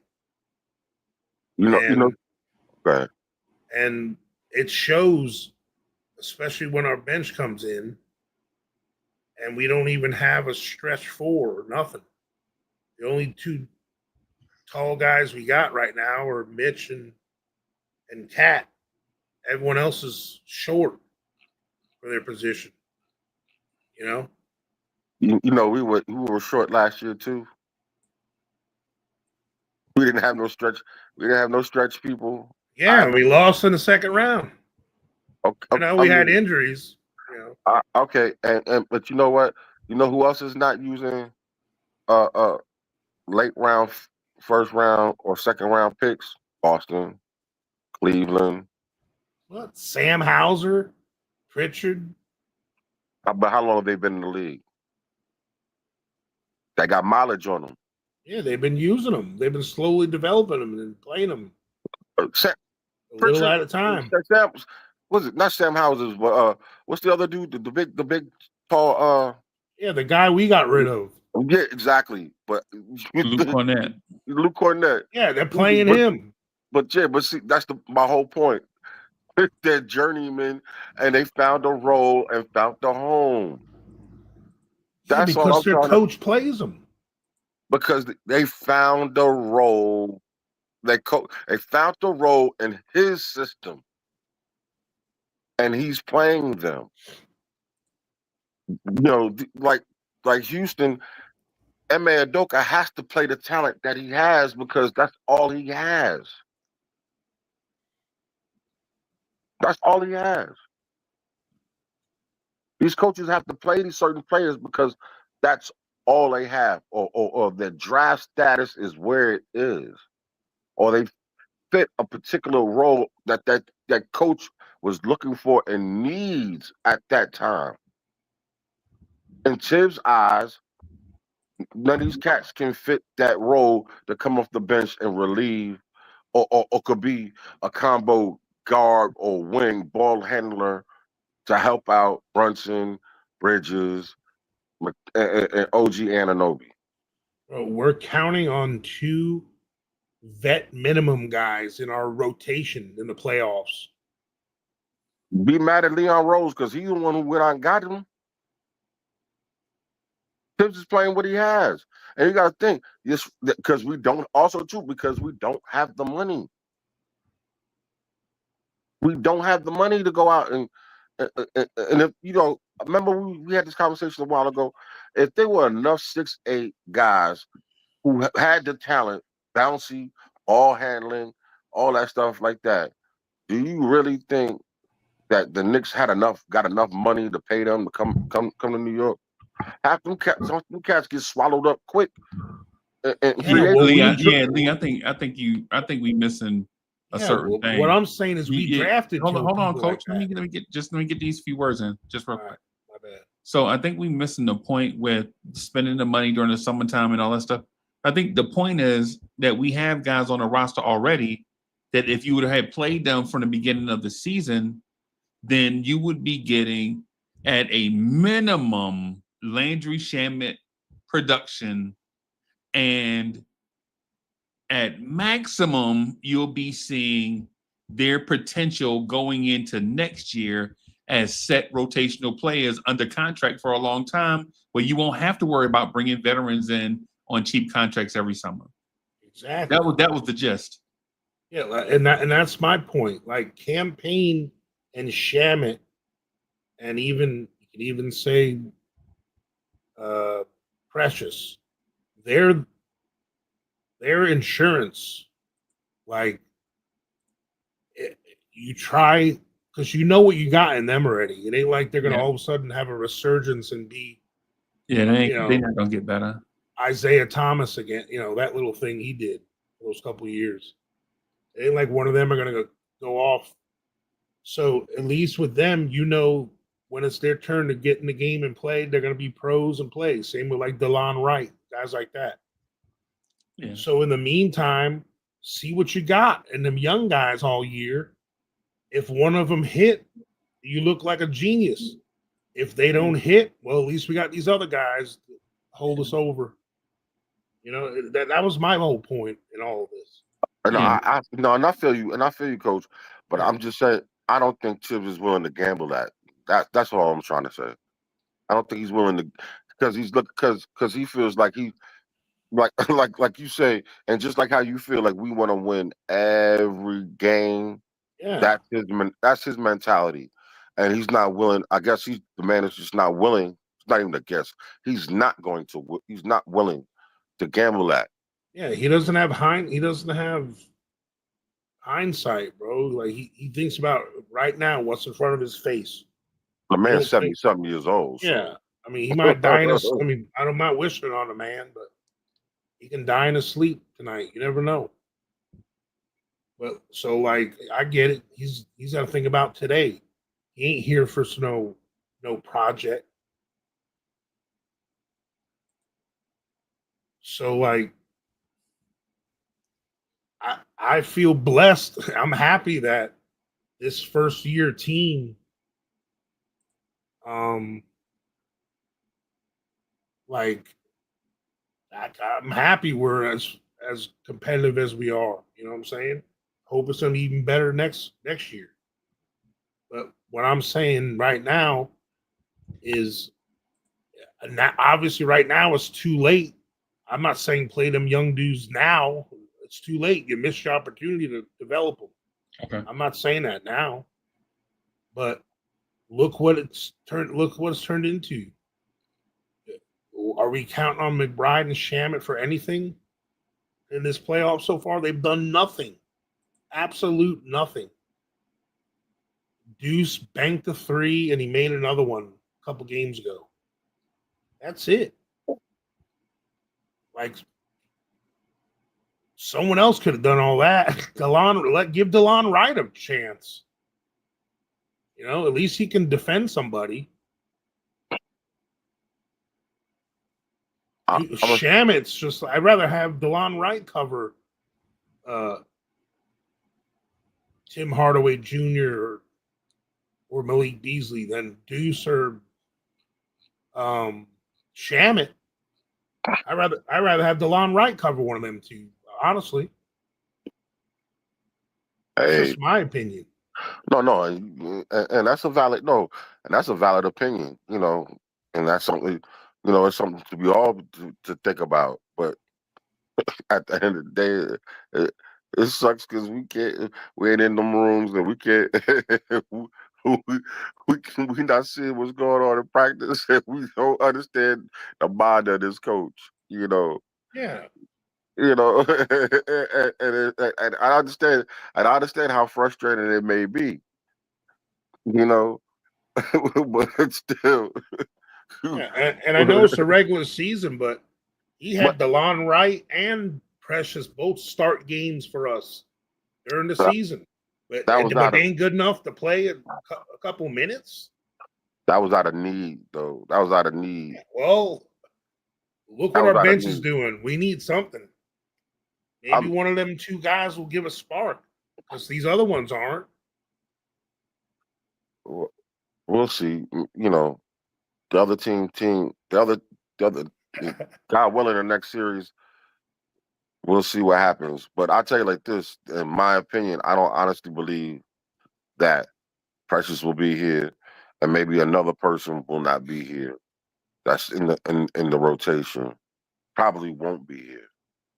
You know, and unless they either one get a free agent that comes in, for whatever money they were giving Precious, then to fill that role, so be it. Because, or that's the conversation for later. Or either these young men develop, work on their games over the summer and develop that and come into coming to summer pro, coming to the summer pro, the summer games, and shows a considerate step forward. you know, that's when we're gonna have to see him. I mean, I honestly, I'm not even the thought of getting hurt or getting injured or even having to rely on them is the furthest thing from my mind. Like this might not be a popular opinion, and I know I'm gonna ruffle some feathers saying this, Oh boy, here we go. but it's the elephant in the room. Like after seeing what's going on with Mitch, like what is Mitch really like? Are we gonna pay that much for Mitch for a He's the- 2 to 4 points a game? Like, look at Paul Reed. Like, My how much God. value does Mitch have over like other backup centers in the league?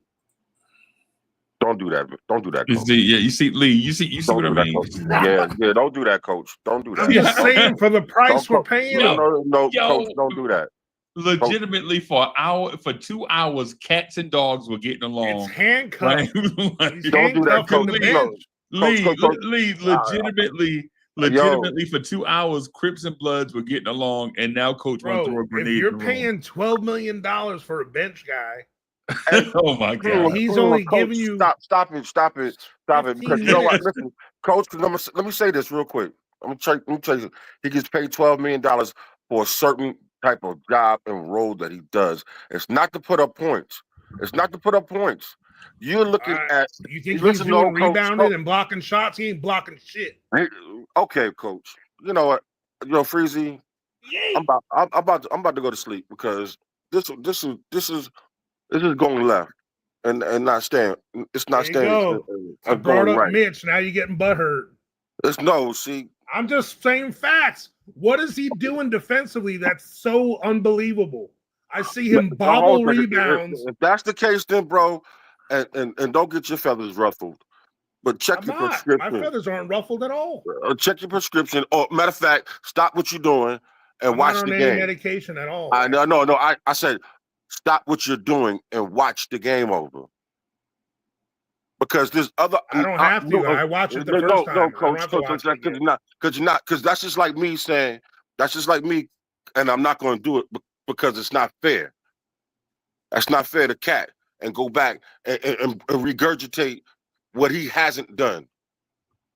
And what and not and I'm the not first to complain when Cat messes because up see, too. you're looking at the glass half empty and not half full, and your expectations of something. You understand what I'm saying? He's not Superman, but he has a certain job and a certain role, and he brings a certain type of continuity to the team. And he adds something, and in Tibbs' eyes, and in the front office eyes, and I'm not saying he's Jesus Christ in Jordans.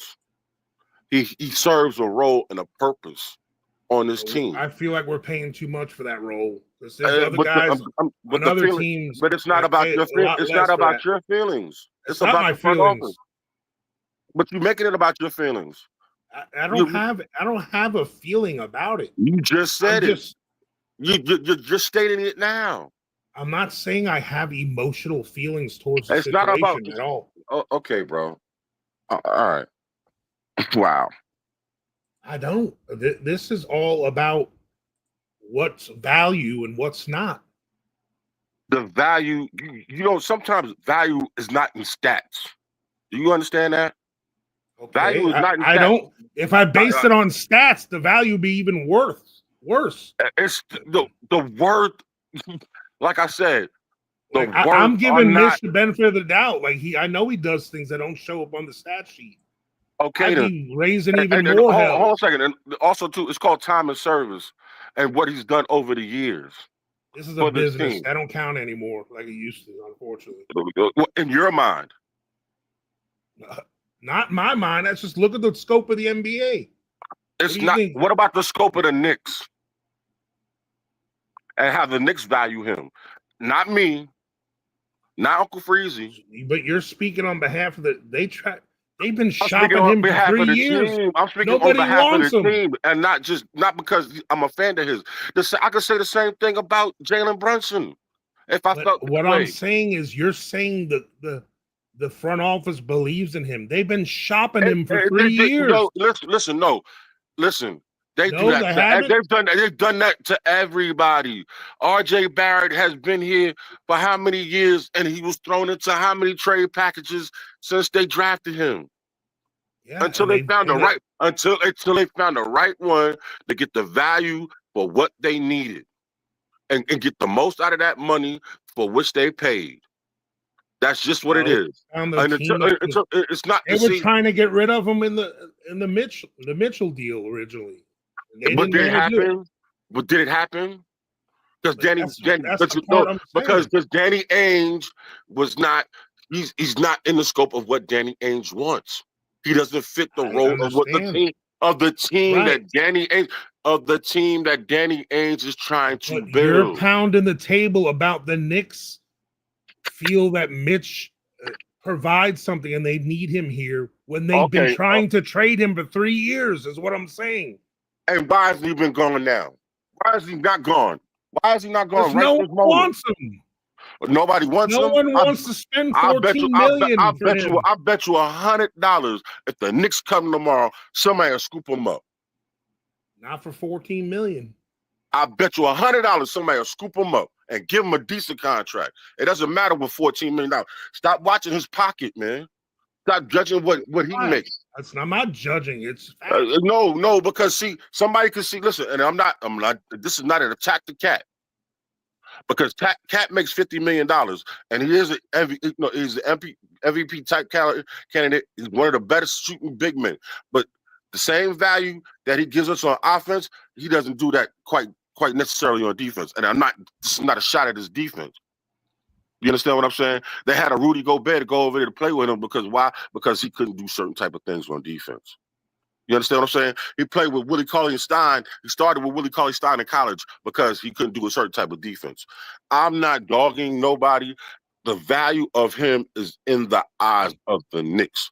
You know what I'm saying? Can I speak to the Willie Cauley-Stein thing has always been false. Willie Cauley-Stein was at Kentucky before Cat. Okay, but so be it. Yeah. All right, so I stand corrected. Yeah, that's and I like Trill, by the way. I like Trill, man. Trill is I hope Trailer's all right, man. He's He's doing one of good. the dudes that I would love to have on the show to interview. You know what I'm saying? Because he's been through a lot of stuff. But He's doing well. He's over in Europe getting it. yeah, but what I would say though, Lee, is if there's a conversation about Mitch that always draws Cat into it, then there is a bigger conversation about Mitch. Yeah, this was nothing. I don't know why Cat keeps. No. I had nothing That- to do that's with what it. I- that's I'm just making a comparison.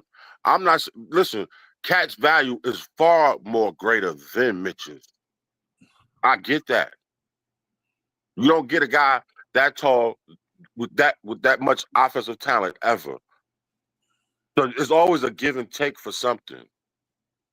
But you still cannot bring up a man's price point either. Why? I'm a fan. I can do what the hell I want to do. If it's my opinion that I feel that Mitch isn't worth that price, why can't I say it? I don't work for the Knicks. I can just say it. Just my opinion. That's not fair, though. Why is it not fair? Because that man earned that money. You don't have to. I'm not saying he doesn't deserve to be paid in general. Let someone else pay him because he ain't doing shit for us. It's just my opinion compared to what he's getting paid. That's just my opinion. You don't have to agree with me. I don't. But when you're talking about how much salary teams pay their total crop of centers on a team, when you combine Cat and Mitch, you sound like one of the calculator guys now. It's part of the game. I'm an old hat, but I adapt to the times. Just like I don't pound on the table asking for defense and forearms. The calculators don't measure the little things, the things that the intangibles. And sometimes, you could say the same thing for Josh Hart. He makes $20 million. Trust me, he's number 2 on my. Not sure how much more I can deal with. But bro. See, sometimes you got to pay something in order to get something in this world, and sometimes you may not agree with the price of it all, but best believe it's a lot cheaper than what you think it may be. Maybe Huck Porty surpasses Mitch this summer, and therefore that makes Mitch available. And it makes it easier for us to move him. That's what I'm saying. But you can only but to the point. How many years are you going to give someone a chance to get healthy? Hold on a second, man. That's not. Wow. Okay. Did I say one thing about? Do I think Mitch is trash? No. I didn't. I've even been saying how much I want Mitch to play. I think that right now. We're lucky we have him because the center market, money-wise, has gone up lately. So right now, technically, we have him on a decent contract, but he doesn't play. And it goes down again next year to 12. I know, but he doesn't even play more than 15 minutes in a game. Well, whose fault is that? His own. Here's for the coach. Who makes these calls? See, now this goes all back to the root of where we all started this part of the conversation. Your coach has the autonomy to use what he has right there in front of him. If anybody you want to be mad at, you be mad at Tibbs. Yeah, I am. I didn't say I was mad at anybody else. I'm not mad at you. I'm not mad at you. Not mad at anybody else. I'm just saying, listen, bro. But my argument is this: I'm mad at his genetics of his ankles. Hey, man, be mad at a lot of things. You be mad at the fact that he's. I'm mad at Jackson Dart. That's what I'm mad at. Me too, man. I ain't lying. But hey, another Ole Miss quarterback, bro, Mike. I hope he's not a whole miss. A whole HOLE miss. You know what I'm saying? It is what it is with that guy. But yeah, man, I digress. I'm just saying, I digress on his argument. We're talking about value and money for the bench pieces. Is if we're Value gonna get was into brought that, up by usage. we got to think about Hart and Mitch and Deuce in today's NBA. Yes, I love all the little intangibles that Hart brings. There's a lot of little things he does you can't put a price tag on. It doesn't show up on the stat sheet. But in today's NBA, there's a lot of games where Josh Hart is a hindrance to this team, especially the offense. You gotta have 4 or 5 guys nowadays on the court that can light it up. I feel you on that, coach. I agree with you. I agree with you. But let me ask you this question, and just for S and G. Say we do move them. We just the front office just goes out and just jumps out the window and gets rid of them, and just say we get a second round pick or a first round pick for him. And and we get probably you know uh, 2 players for him, maybe, who knows, whatever the price may be for him. you know. And then now we thrust Huck Porty into that position, and he turns around and he's the same. We're in the back in the same situation we was with Mitch, and then you keep doing that, keep doing that, and keep doing that, and we keep bringing them back, keep bringing them back. I mean, we're going to be saying the same thing again. You know, the argument, and it's not an argument against you. It's the thought of, you know, at least let him ride it out and see what else he brings. And as long until Tibbs changes his mind, or if his role changes, or unless he puts some more, gives him more extended time, you know, to increase his value to us, or even to make it to a point where you can stop him. Can we just move on from this? Because I mean, his $12 million, it is what it is. What we're gonna do? Try to get another bouncy wing, and then we just got one. We got one. We got one 7 foot out here. Well, we got Huck Porty. I'm just saying, but see, he's unproven, and he's truly untested. And then, or we could have had one of the 6 European bigs that got passed around that got the vet minimum that got signed this summer. We got one sitting from what Breezy explained to me. We got one sitting in the back pocket. James You know, Najee. Yeah, Najee. Yeah. So and then hopefully he comes back. He's healthy. He totally recovers from that injury. So And who, then, James Najee? Yeah, I'm talking about him. James Najee had 16 and 8 in 16 minutes last week. We still got his rights, right? Yeah, he got his right. Yeah. My point is when we go to summer league and we invite him, he comes, and he shows Tibbs that we ready. Now y'all ready to move on from Hey, this Coach, guy. I got a hot take, Coach. Let's go. James Najee is better than Ariel Hook Party right now. He might be. James Najee is built like that Detroit center. Duran, but taller. Yeah. I seen him. I looked at him. Yeah. Those are down harder. And a better shot blocker. Except I'm not. James Najee might be clumsier, but he built like Jalen Duran. Man, Jalen Duran is doing push-ups right now because he want to be as big as James Najee, bro. Look, but in terms of Game 4, what do we expect? Well, before I say that, I'm expecting Detroit to come out and try to finesse us offensively. Is what I'm thinking, because they tried. I think they tried a certain thing and it's not working. And I think desperate times call for desperate measures. You know what I'm saying? I think they're gonna legit try to come out and run eloquent offense against us. And then when we snuff it out, they're gonna go back to what got them to 44 wins. Facts. I agree with you. I totally agree with you. I think they're gonna try to hit us with the okie doke. Yeah. They're gonna try to hit us with the okie doke. Play us like we're stupid. And all now basically how I feel is basically we still have to come in disciplined and prepared and keep our eyes out for the BS. You know what I'm saying? Yeah. For the smoke.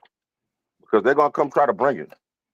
They're gonna try to come bring it. They're gonna do all the smoke and mirrors and all that stuff like that, and they're gonna hope that we are, and then try to hit on the second half. And what they're gonna realize, and what they're gonna realize after the fact, is that role players only show up once every 2 or 3 games, because if role players showed up consistently every game, they'd be stars. Yeah. So they'll find out that Tim Hardaway Jr. is due for a clunker, and once they get that, then it's gonna be Good Night Irene. Yeah, I remember where's Good Night Irene come from? Is that a finisher? That's a song from the 50s, and what movie was that in? I want to say it was in what's the Norman Bates Hotel?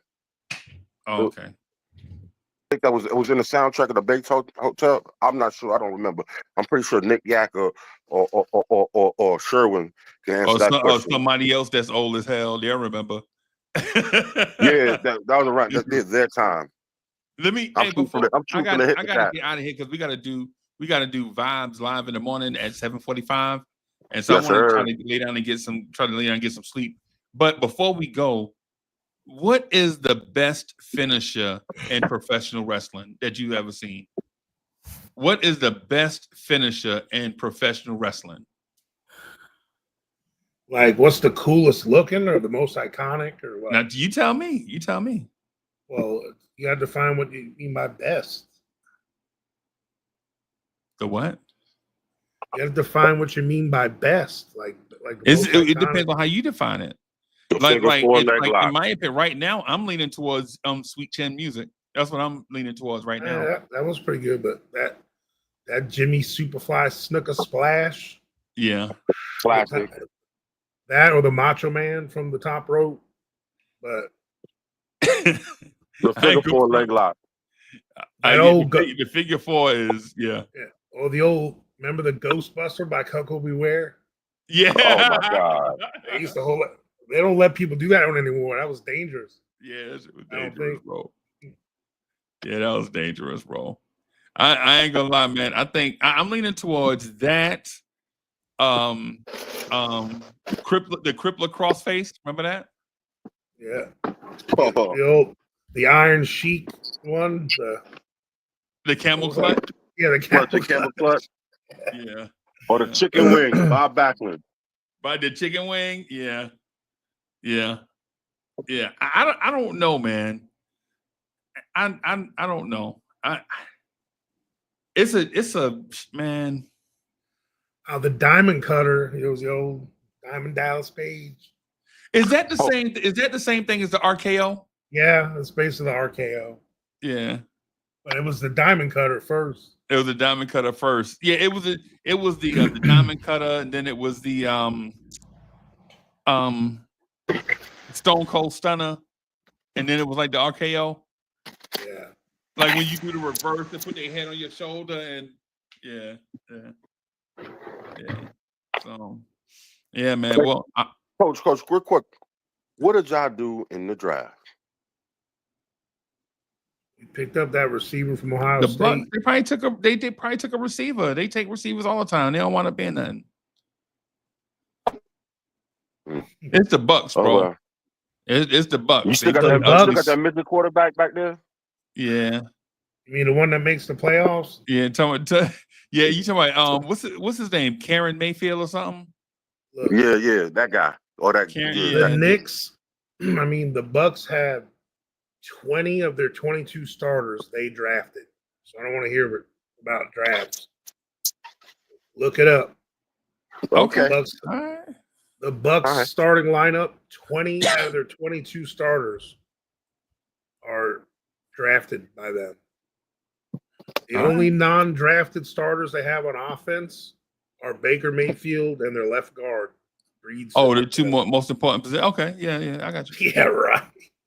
I mean, Yo, Baker those Mayfield's positions are important, bro. yeah, Mayfield's positions important, are but not the important. left guard. Oh, okay, all right. Saying. Their other 4 linemen are the best linemen in their draft. And we just picked up Christian Hassan. Wirtz might be the best lineman in football, bro. Yeah, we just picked up Hassan Riddick. He's a non-drafted guy that's probably going to start. He won't be a starter for y'all, though, right? He'll be a rotation outside He'll guy. be a rotation guy. All right, man. Well, I'm gonna get out of here. Get me some sleep, man. It's been a long day, bro. Great job today, Freezy. Great job today, Freezy. Shout out to Freezy. Hey, Coach, it was a hell of a debate today. Yeah, man. Much love, always. Shout out to Kenny Anderson. Thank you for coming through. Hey, y'all, please remember our goal. And Freezy, y'all, man, I can't, boy, thank y'all. Yeah, man. Subscribe to the channel, everybody. I'm sorry about the video. For some reason, I like to have my camera on, but for some reason, the internet for the past few days has been crazy. I'm gonna have to call the internet company and you know, see what's going on. But thank y'all for coming through. Hey, so I had a topic for live in the morning. Coach, were you here when we said when our topic was if you could legitimately join any universe in TV and movies, what would it be? Were you were there for that? Yeah. I was. Okay. Yeah, hey, Lee, I told them if I can join anyone, it would be either Living Single or A Different World. I'd be on the cast of Living Single, or I'd be the dude laughing at Overton corny jokes with the laugh track behind us. I picked I would be Prince Hakeem and Come to America. Oh, really? It is you! In the face. In the face. It's just a man who I met in the mayor's restroom.